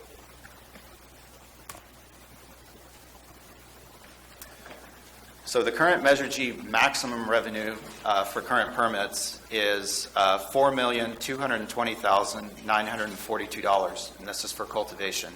And I emphasized and bolded the maximum language because we are still a new program. We've been operating for a year and a half. The industry is learning how our taxing regulations work. And in the first quarter, I estimate that between 15 and 20%, we experienced a deficiency of between 15 and 20% in tax payments. And we're currently in the process of working with the tax collector and trying to shore that up. But that is a reality of the taxing program, is that sometimes people may make a mistake about the timing of when the payment is due. There are other factors at issue, including, for example, that one of our permits was withdrawn. I think that we're still a little early in the process to be able to accurately tell you what tax revenue will look like over the next 6 months to a year, but we will have better data on that soon. But that's why I use the word maximum revenue, because this is what the permits say that the tax due would be, but there is also a margin of error for deficiencies that the county has to enforce, as well as any possible reduction in the number of permits that we have, things like that. So I wanted to put this out there with caution, because this is what the permits dictate would be the tax, but there's always a margin of error in these numbers. And again, in the first quarter of 21, we experienced a deficiency of somewhere between 15 and 20% on those payments. Has that changed with the following quarterly payments? I asked for data on that this morning, but it's going to take a while, and a lot of them wait till, the time period for them to make those payments doesn't end until the end of this week. So some of those are still coming in. So I'd like to be able to give you numbers on that, but at this point, it's a little premature to be able to give you something accurate. Thank you. Very good. I do have a question. Since this is quarterly, when does it start? Is it the minute you issue a permit? Yes. So once they get a permit, assuming that it's somewhere in the middle of a quarter, because it's never going to be January 1st, at least I hope I'm not issuing a permit on January 1st, but the time period would start at that point, and they would be prorated for that quarter. So that's actually a really good point, because a lot of our permits, I mentioned earlier, we had a 37% increase in square footage since February 9th, and 40% in maximum revenue from that date, but a lot of those were issued during that quarter, so it'll be prorated. It'll be prorated from another date. Correct. In fact, I think that the maximum revenue from Q1 was around $703,000. We had a deficiency of somewhere around $107,000, so that's where I got the 15 to 20% from. But as we go along, the industry learns the new tax process, and we refine our process. That's something that I think that we'll see improvement on. Or the alternative, they don't come into the full payment, then at that point, they potentially lose their permit. Correct. In fact, there's a provision in our tax ordinance that says that two or more missed cycles, and that's one of the benefits of having it quarterly, is that we get a status on where things, stand with that at more intervals. So if there's been a non-payment for more than two, then that would then be a condition for revoking. So it's definitely something that we want to make the industry and public aware of, and we will be making this presentation again in more detail very soon with an industry update. We do try to also send them notices in advance of due dates. Again, about 10 days ago, we sent out an email letting them know that there were a couple weeks left, and we got a couple of inquiries back. So we know that this is an approach that's going to be effective in making people aware.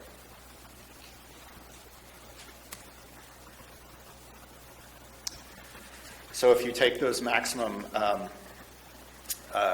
tax revenues based on the cultivation permits, that works out to about $1,055,235.50. Looks like I have a typo on the end there. But that's what the quarterly installments due would be. And that's, again, the maximum canopy revenue. So that does not take into account any deficiencies in payments or loss of permits that may occur throughout the year. And also that does not take into account permits that may have been issued during the calendar year quarter. So that's just the maximum revenue that the current permits say that the county would receive based upon the square footage of their canopy. And again, that's a 40% increase since February 9th. But by contrast, it's about between February 9th and our last update on August 18th, 2020, there was only an 11% increase. So that reinforces the cyclical application process and permitting process that's also reflected in the revenue and costs in our department, because things slow down after July.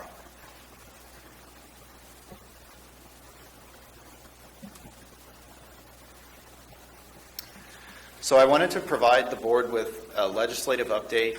A couple of weeks ago, the governor signed AB 141.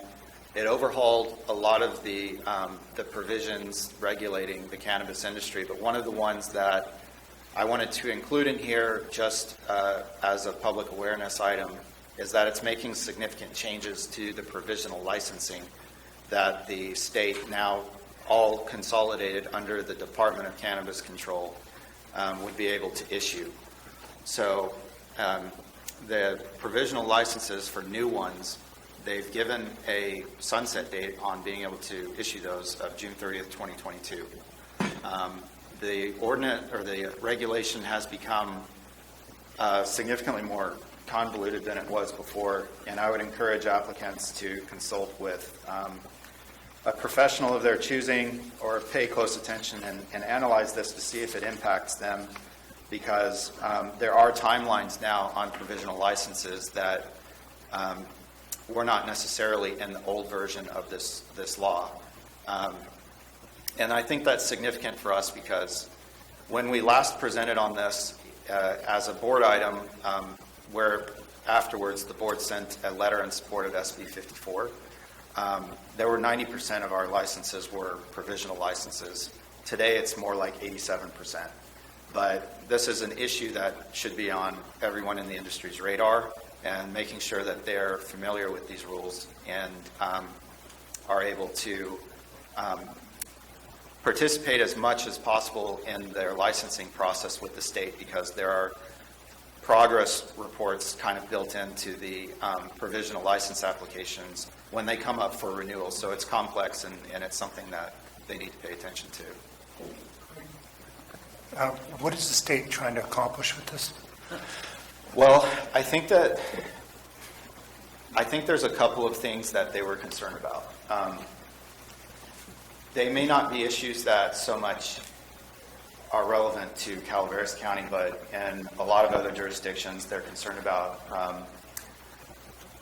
the environmental impacts in terms, not just that there are, but that they are showing progress with complying with their CEQA requirements or their compliance with fish and wildlife regulations. That's what they've put into this, and so that's why I'm expressing to you that my opinion is that they wanted to see progress. And so that's one of the things I think applicants can do to help themselves, is to see these itemized things that the state is now looking for and make sure that they're complying with this on a timeline that will likely help them meet, the deadlines. So I think that that's a big component of this. And also, if I were to offer another opinion about this, I think that the provisional licensing, long-term, in terms of years, maybe something that the state intends to utilize less often or potentially start to phase out, because they want to start seeing people reach their annual licenses. But those are just my opinions based upon reading this, and I think we'll learn a lot more over time. I had brought a lot of this to your attention when they brought forward AB 141. A lot of it's pushed by more southern counties, such as San Luis or Santa Barbara County and others. And it's, as Greg expressed, moving on beyond the provisional license, that's why there's a sunset date on it. That's absolutely what they're trying to do. It's not, honestly, along with a lot of other things the state has put forward, there hasn't been a lot of thought behind this and how they're going to move forward with it.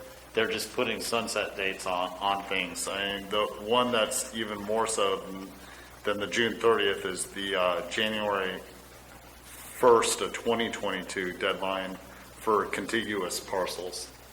And that one's just abrupt to the point where it's going to halt a lot of things moving forward if someone doesn't have their applications in prior to the 1st of next year.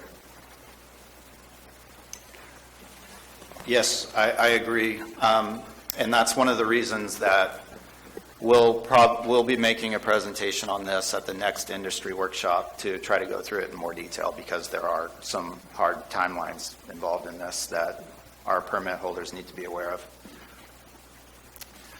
So one of the issues that I wanted to address today is something that it's kind of a legacy cost in terms of, Prop 64, when it was passed.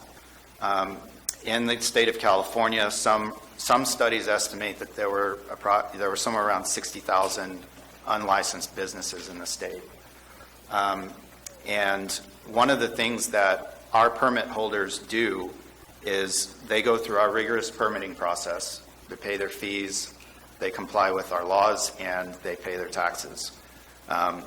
However, we're seeing a lot of interest at the state level now, turning back to the issue of unlicensed businesses and trying to strengthen laws that may help local jurisdictions as well as cities help enforce the rules so that our permit holders can operate on a level playing field and fairly because they follow the rules and pay their taxes.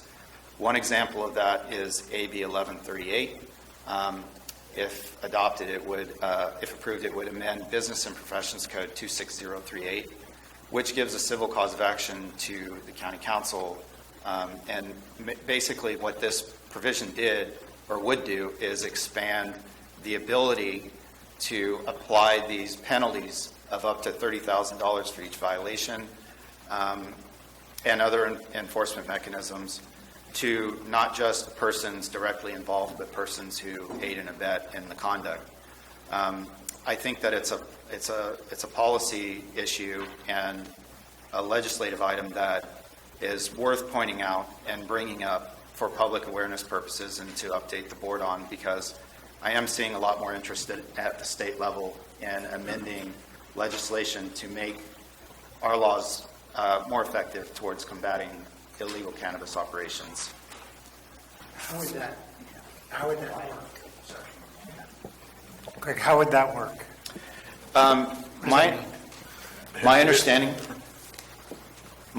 is that it would give the county a cause of action to impose penalties if there were, for instance, a retailer that was operating without a license and without a local permit, to be able to impose monetary fines on them. So it's a cause of action to be able to penalize the conduct monetarily. So that would be for an illegal grow, would that be someone who delivered dirt? No.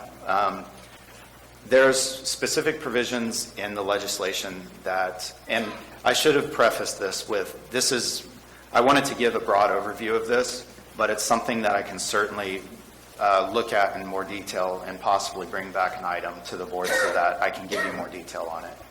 But it wouldn't, in my view, based on reading it, it wouldn't necessarily be someone who is just very tangentially associated with it, but we're talking about, for example, a property owner who knew or should have known, or an absentee business owner who finances, things like that. That's my understanding, but I am certainly happy to provide more detail on This is proposed, right? This is not. Yes, sir.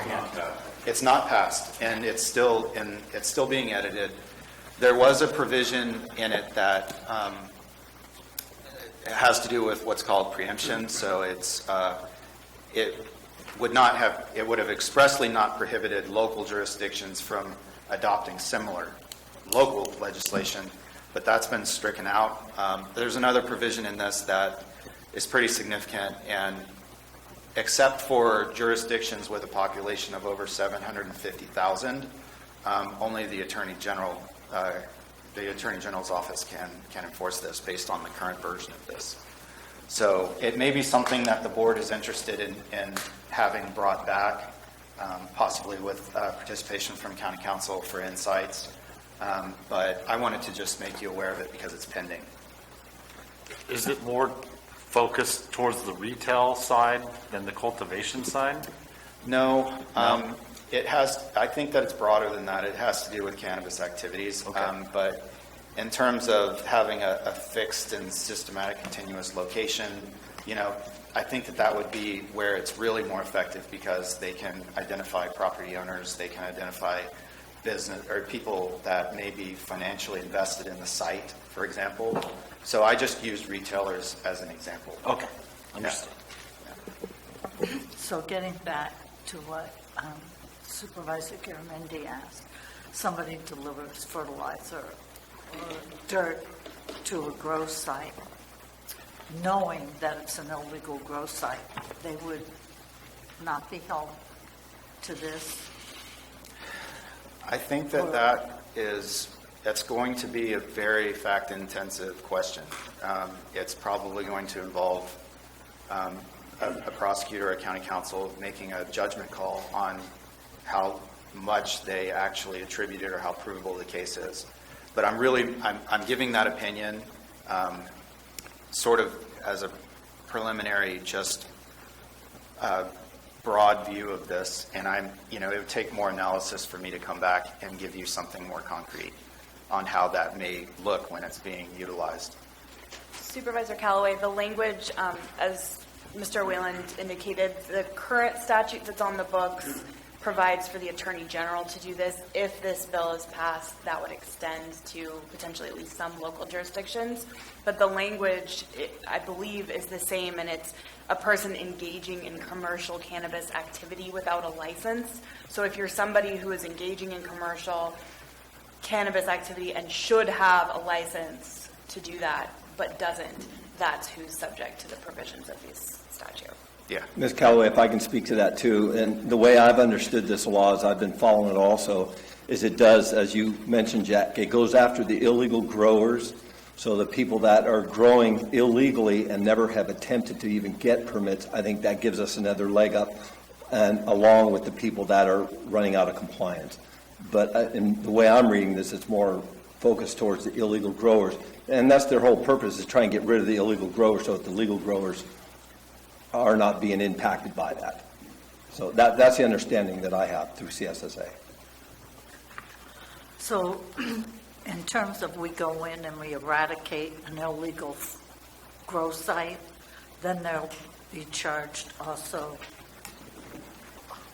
I got the $30,000 for that violation. The people that we arrest or cite. It would take a little bit more analysis for me to be able to offer an opinion about how that would interface with the law enforcement side. It would involve a little bit more analysis. So, I would have to offer to bring this back and to talk about it in some more detail, and to coordinate with the sponsors of the bill to be able to talk this through with them. So are you making a recommendation that we support or not support or ask for modification to 1138? Or just stay neutral at this point?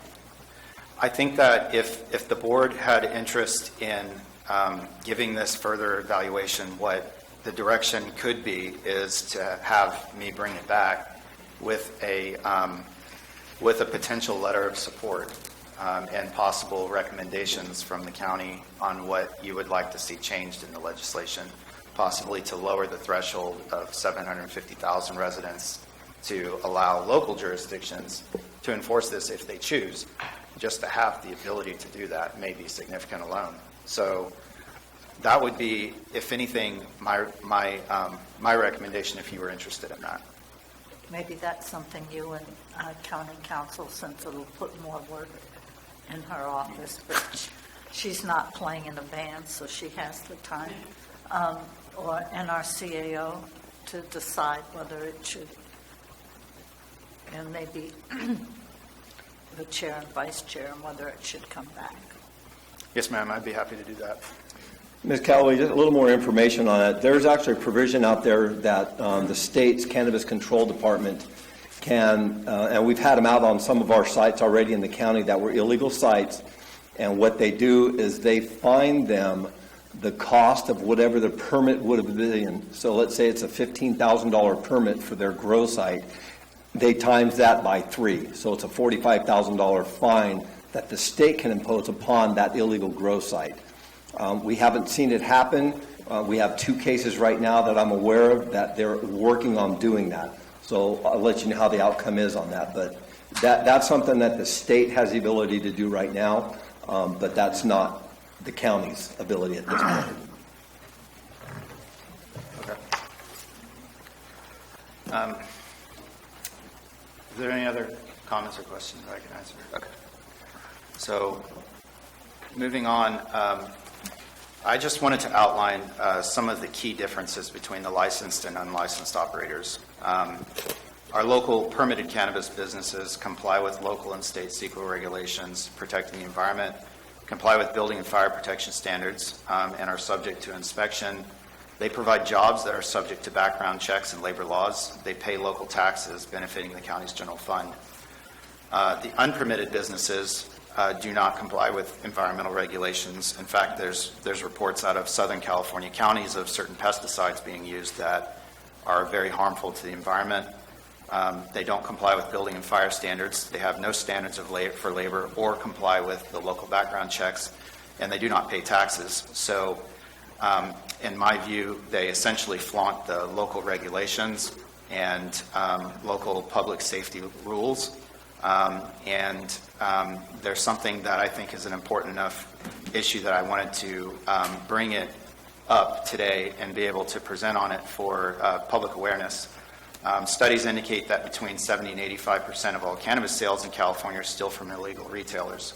So when Prop 64 passed, the state began developing programs that would regulate the industry, but the illegal cannabis operators and retailers are still a scourge on local jurisdictions, and they compete with our permit holders who comply with all of the rules and pay our taxes. So it's an important public policy issue that I wanted to make a part of our presentation today, which leads me to possible local controls that are being utilized today and work.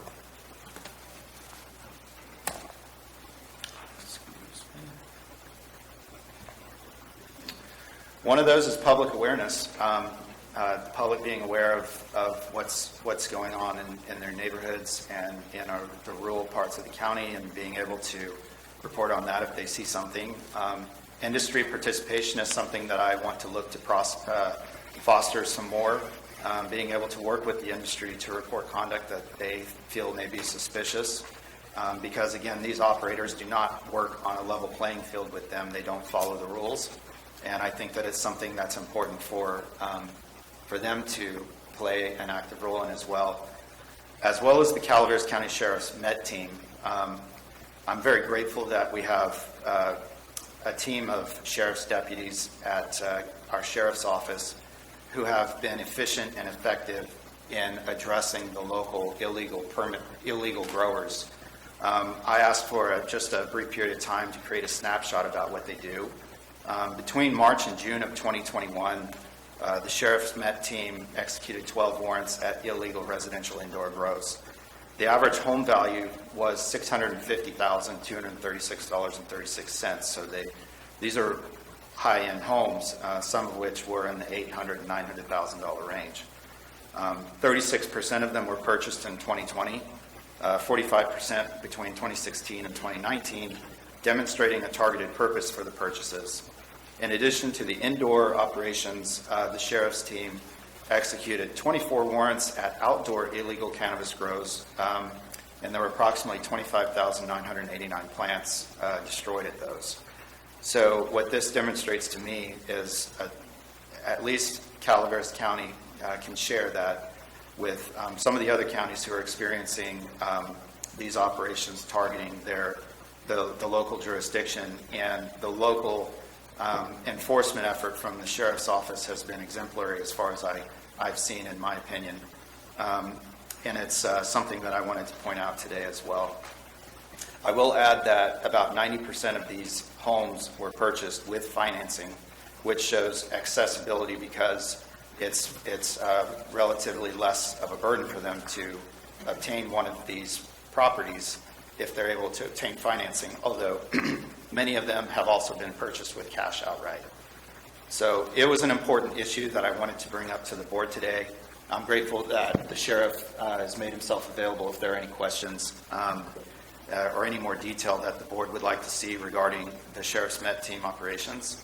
But other than that, I thank you for hearing our presentation. I'm more than happy to answer any questions or take any policy guidance that you would like, potentially on things that you would like to see in the future or any direction that you would like to give to the Division of Cannabis Control. Can a permittee get a license but not grow? Go through the whole process of getting the license and just say, I'm going to wait a year till I put plants in the ground? If they have a permit issued and validated, they would not be able to, technically they could, but they would be assessed a tax from the moment that their permit is issued and validated. So even though there's nothing, they have no crop, they would still pay the tax? Yes. In fact, a lot of our permits today, when you inspect the sites, you'll notice that although they've diagrammed the permitted area that they intend to cultivate in, it's their cultivation area, there's an unutilized portion of that tends to be at least around 25%, because they have areas in between that they need to be able to traverse across or, care for their crop. But the tax is based on the permitted square footage, and that's based on the square footage that they've diagrammed, and they have the right to cultivate in it. So, if you take that to an extreme, in theory, yes, if they did not have plants, then if they have the permit and they have the canopy area that's been permitted by the DCC, they would pay a tax on that area.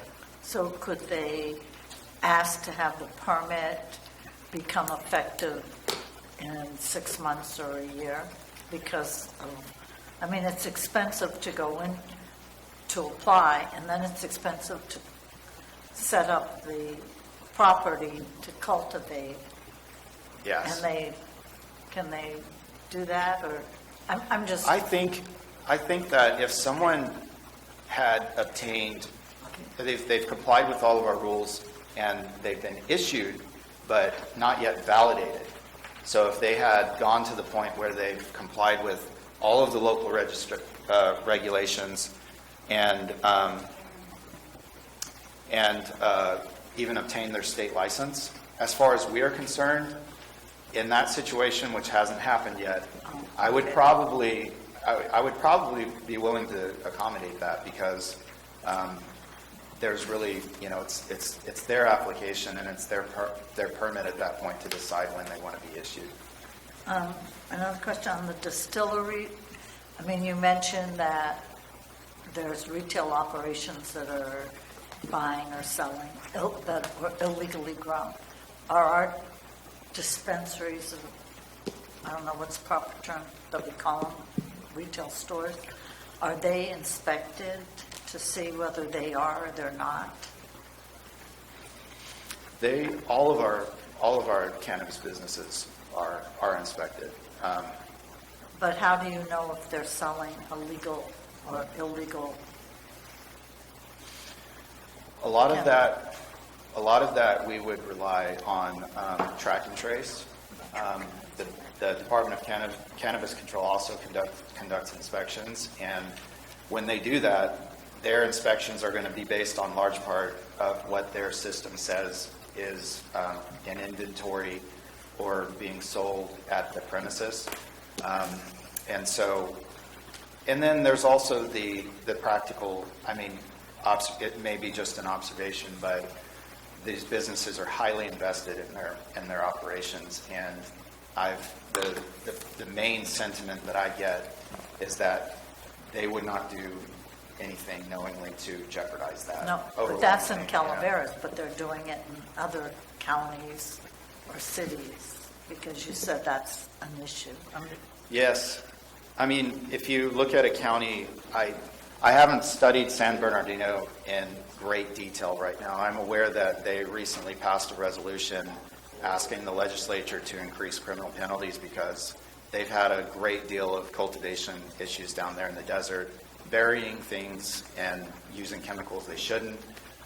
In June, there was an operation conducted jointly between several enforcement agencies, and I believe they destroyed somewhere around $1.2 billion worth of cannabis. So, in counties like that, I think that it's a little different, and especially in a county like San Bernardino, which in the unincorporated areas, they shouldn't have any businesses. So it's just kind of a little different there. But as far as we're concerned locally, our cannabis businesses, our retailers and cultivators get local inspections, including a random inspection by our code staff, and they also get inspected by the Department of Cannabis Control. So, I have one more.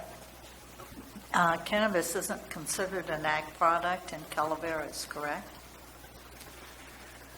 We haven't made that decision. I don't believe so. Why don't we?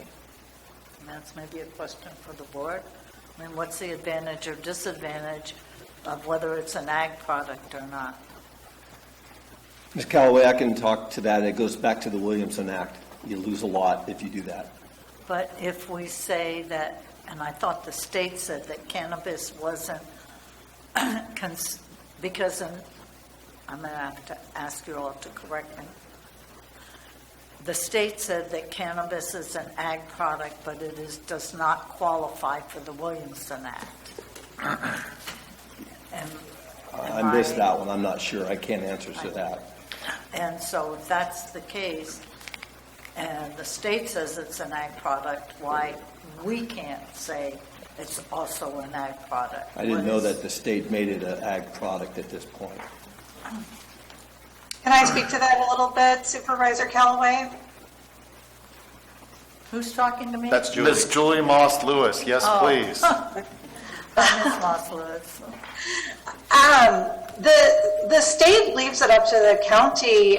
You know, for the state's purposes, it's somewhat irrelevant. We are allowed to determine whether or not we deem it ag. I'm sorry, I have a feedback. Is somebody talking to me? No, I guess it's just feedback. So, I mean, we've chosen not to make it ag because we did not want to give it the same protection against nuisances. We didn't want to give it the same income requirements as some of our other ag industries because it takes so little of it to generate income in a small area. So it's a policy decision for the board, but there are some pros and cons that the board had spoken about in the past that led the board to decide that it wasn't a good idea to do that locally. That was then. I'm just wondering if I remember if times have changed and it's something we would want to consider. That's just maybe, and that's up for further staff discussion, because I'm not clear on why we wouldn't or why we would leave it as it is. So, thank you. I just, I think right now, leaving it as it is probably more prudent. We'd have to do a major overhaul of our code. Also, originally when they were bringing this up, it was part of the taxation and how they're going to move forward. So, at this time, just switching it to ag, I don't personally see it as a prudent course. I mean, maybe in the future after we overhaul a lot of our code, it may be something we may want to revisit at that time.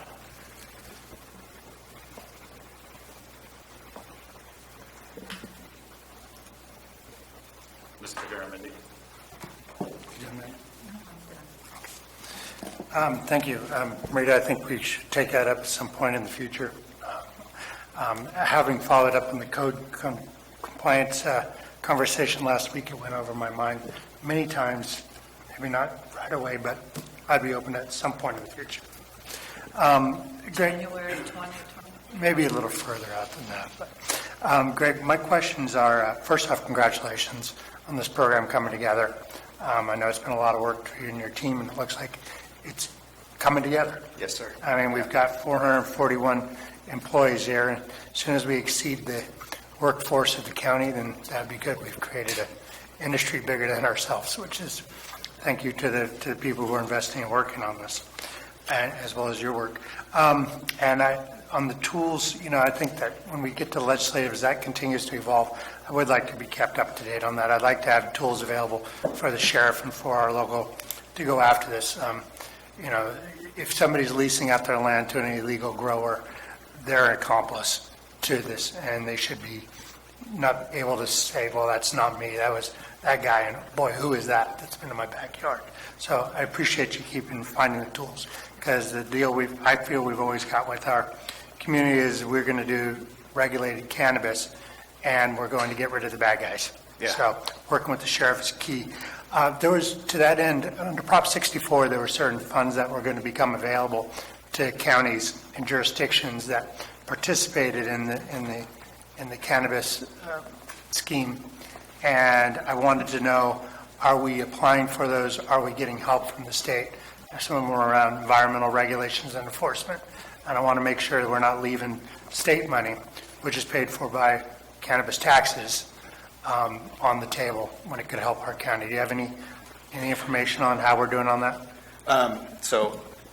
That's a great point. And that's something that I think, if there's resources available to us, we need to be looking into that and making sure that we have every tool that's available to us to run our program the right way. So that's something that I'll look into some more, and I'll be able to report back to you. I appreciate that, because as I read these laws, they're there to support organizations like ours that are doing the right thing and doing it correctly.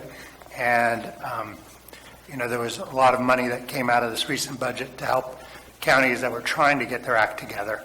Our act is together, so I want to be at the front of the line if we can. Yes, sir. Understood. Thank you. Any further board questions or comments? I have one for Mr. De Basilia. Do you see a transition with the illegal cultivation of going more towards indoors at this time? I don't know if there's a transition, but there's a certain time of year where the indoors definitely get bigger, just for the simple fact that, let me clarify that. I don't know that they get bigger. We focus on them more because the outdoor grows are not going on. And we get more reports during the wintertime because as winter settles in, the air gets heavier and the odor from the residents lingers more. So we get more reports from property owners near and, in between the homes. So that makes we work more in the wintertime towards those indoor grows just because of the calls for service that we get and the fact that the outdoor grows are pretty much shut down because they're outdoor grows. That makes sense. With you working towards these ends for years now and, support from the county with the Met team and building it up, do you feel like there's been a success that the message is getting out that it's not easy to do business in Calaveras County if you aren't following the rules? I think the message is getting out, but the problem is we still have those illegal growers that are going to come in and try to fly underneath the radar. As Mr. Whalen stated, the amount of homes that we've had just on the indoors. I have some quick stats. If you'd like, I can go over what we've done so far. Last year, we did 77 grows to date, and this is current as of this morning. We've done 48 grows. We've eradicated this year so far over 40,000 plants, 1,500 pounds of processed marijuana, 4 pounds of concentrated marijuana, made 44 arrests. We've seized 18 firearms, and we're using our tractor to do these grows, some of these grows, the outdoor grows. Percentages from 20 to 21. Right now, to date, we're at 62% of sites eradicated as opposed to last year, so we're already more than halfway to where we were last year. 55% on search warrants. Let's see here, we've got We're up 117% from PG&E warrants, which goes to those indoor grows. And we invited Mr. Whalen out to one of our couple of our indoor grows, so he got firsthand of what they're doing to these homes. We're up over 108% on our plant count. Last year we were at 37,000. Again, we're over 40,000 right now. At processed marijuana, we're 74% of where we were last year. Concentrated, we're at 17%. We're up 105% from arrests last year compared to last year. And then indoor cultivation sites per year, I'll do 18. We'd had 7, 19, we've had 15. In 20, we did 10, and to date, we're already at 15.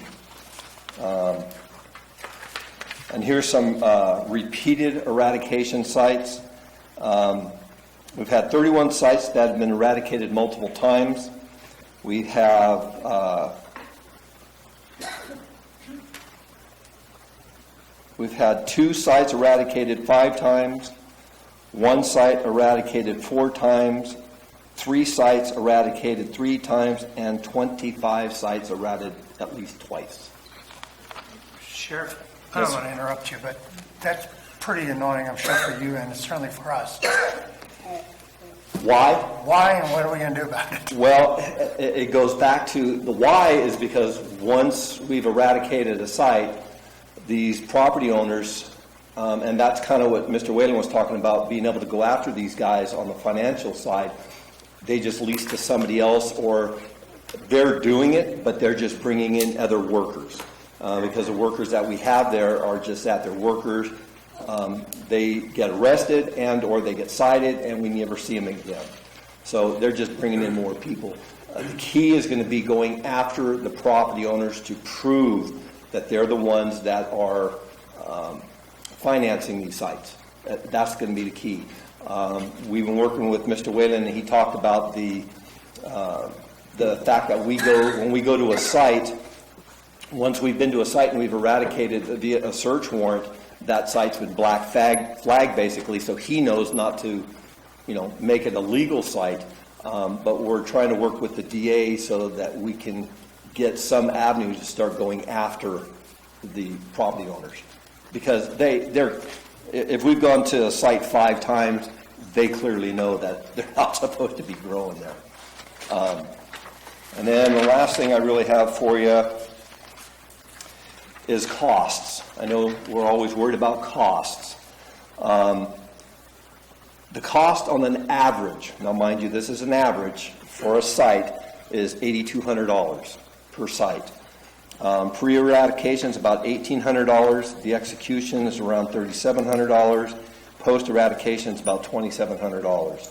So to date, we've spent about $394,000 in eradications. Last year, we were at about $650,000 in cost to eradicate these sites. So, and we've gained some big strides. Those numbers have come down because we've mechanized. We bought the tractor. We bought the tractor. We're not using hand clippers anymore. We went out and bought cordless sawzalls. Takes down plants a lot faster, so we're not on sites as long. We're not having to fight with the wire and the plastic wraps that they put around these plants to hold their plants up. So we've really streamlined the property. Our staff has gotten way better than we were even back in 2016.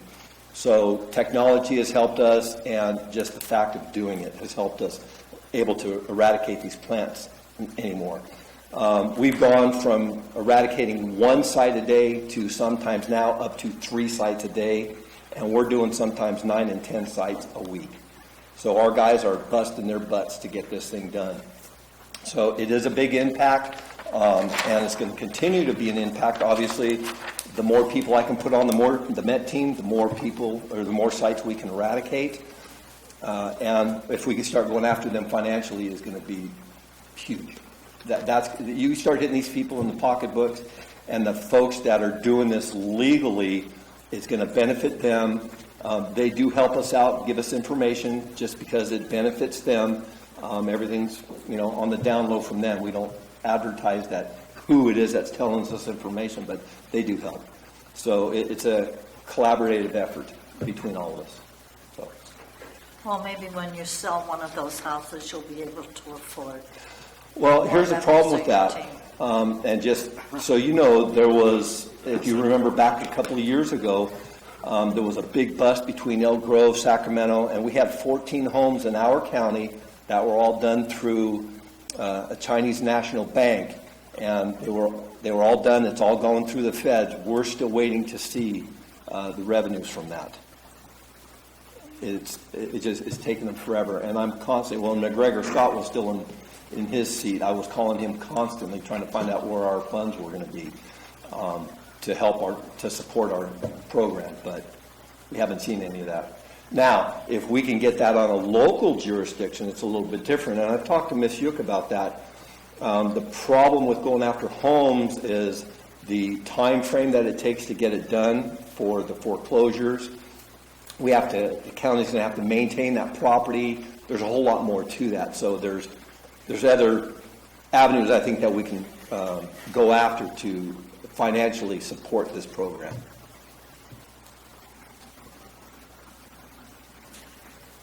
Anything further? Thank you, Mr. DeBasilio. Yes. Thank you, Mr. Whalen. Public comment. Yes, we have Mr. Rinke. Hello, Ms. Rinke.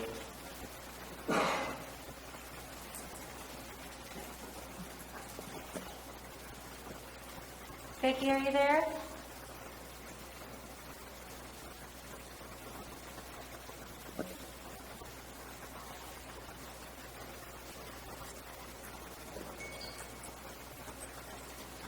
Vicki, can you hear us?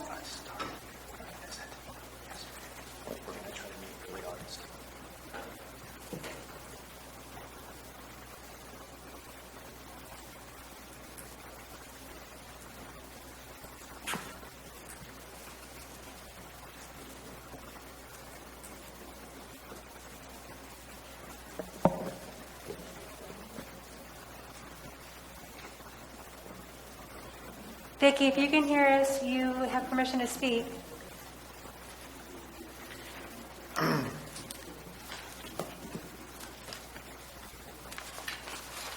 Is there anybody else for a public comment while Ms. Rinke finds her mute button? I think Maria has a question.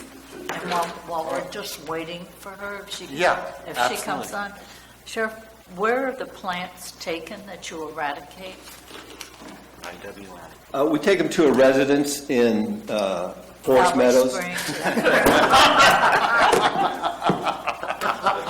what I thought.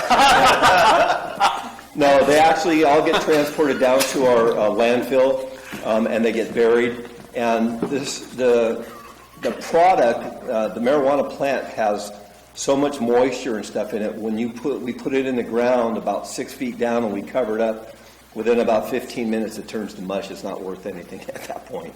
But we stand around and make sure that it's secured. But it all goes to the local landfill. Thank you. What are you doing when you stand around? Not breathing. Don't breathe. Oh, and for the people that have always asked the question, why doesn't the sheriff's office sell what we confiscate? The federal government might frown on that a little bit if the sheriff's office was selling marijuana, because it is still a Schedule I drug as far as they're concerned. There's that, and the fact that illegal grows do not necessarily use the chemicals that are good for you and everything else. Yeah, there's plenty of good reasons why not to.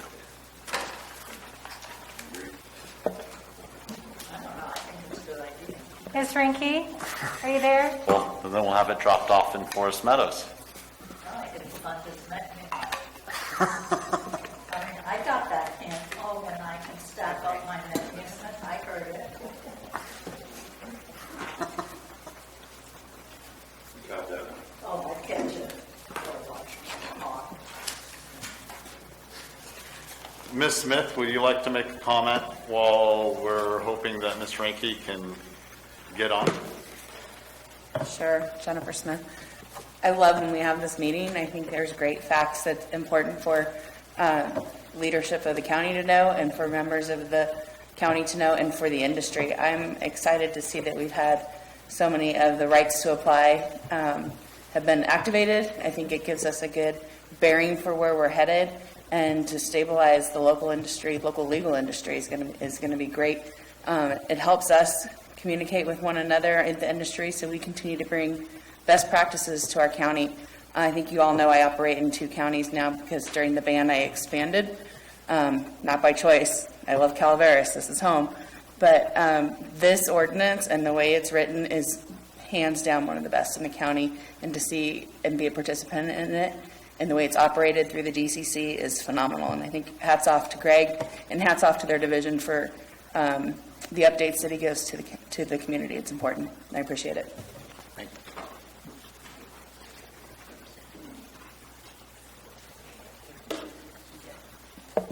you. Ms. Ranke, you have permission to speak on our end.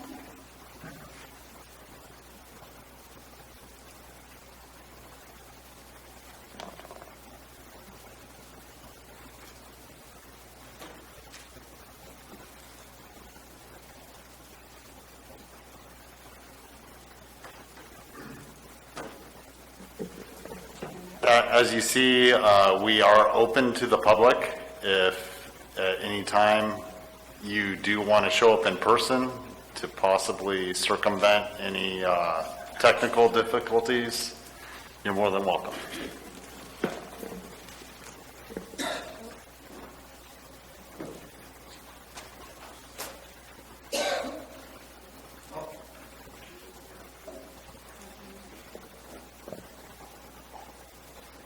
Ms. Ranke?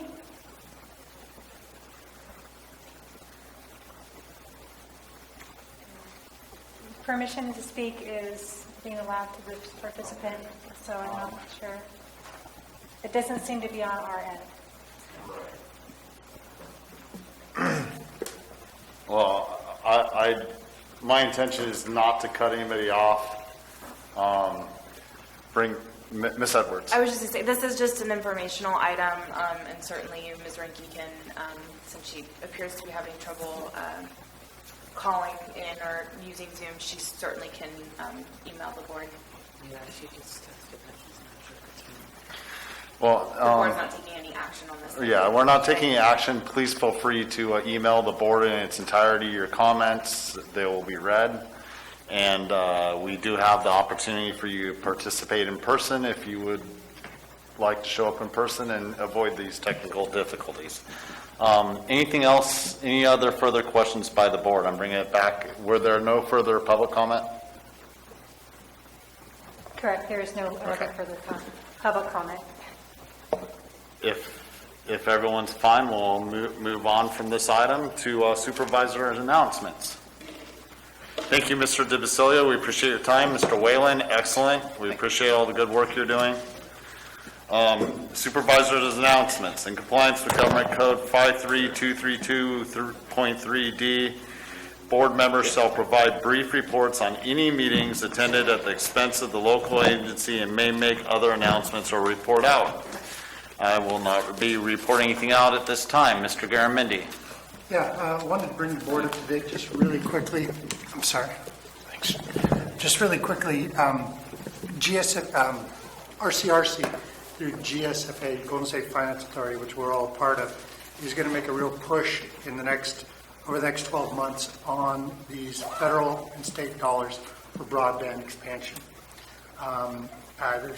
We're discussing forming a new entity called Golden State Connect, where we will actually help implement that final mile. The state's going to do the middle, we'll do the final mile.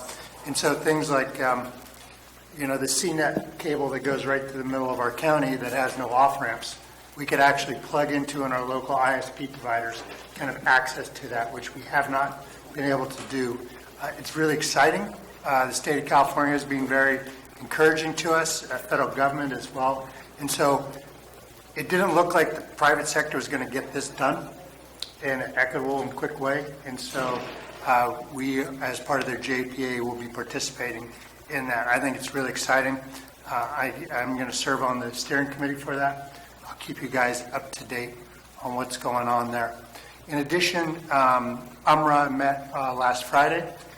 We are talking about scoping future projects. As you know, we've had great success, certainly up on the Highway 4 corridor, working with the Forest Service, and we will be working with the organization to scope out where we're going to go next. We know there's going to have to be more work done on the Amador side of the river, and hopefully we'll be bringing some of that work down below the 3,000-foot level as well to impact other parts of the watershed than just the Forest Service lands. A lot of exciting stuff. I will keep you guys up to date as it evolves. If you have any questions, I'm happy to talk to you guys. Thank you, Mr. Chair. Thank you, Mr. Garamendi. Good stuff right there with the broadband. Yeah. Ms. Callaway. Nothing to report. Mr. Toffenelli. I can do it. You can do it. You do what? Marina and I had a Central Sierra Child Support Agency meeting yesterday. Is that what you're talking about? And we had a LAFCO meeting on Monday with Marina was chair. Is that okay? So we attended both those meetings. Excellent. Thank you, Mr. Toffenelli and Ms. Callaway. Ms. Fullendorf. Yesterday I attended the Park and Rec meeting, which was hosted in D4 and Copper. Kudos to the commissioners on the Park and Rec Commission. They are going to each district, so they will be coming to a district near you. It was really great to hear what the community had to say. That was really nice. Tomorrow I will be a guest speaker on a webinar, a live webinar, talking about ableism and how it's preventing equal representation as an elected individual. So it's the opposite of out in the public. It's what is that like when you sit at the podium.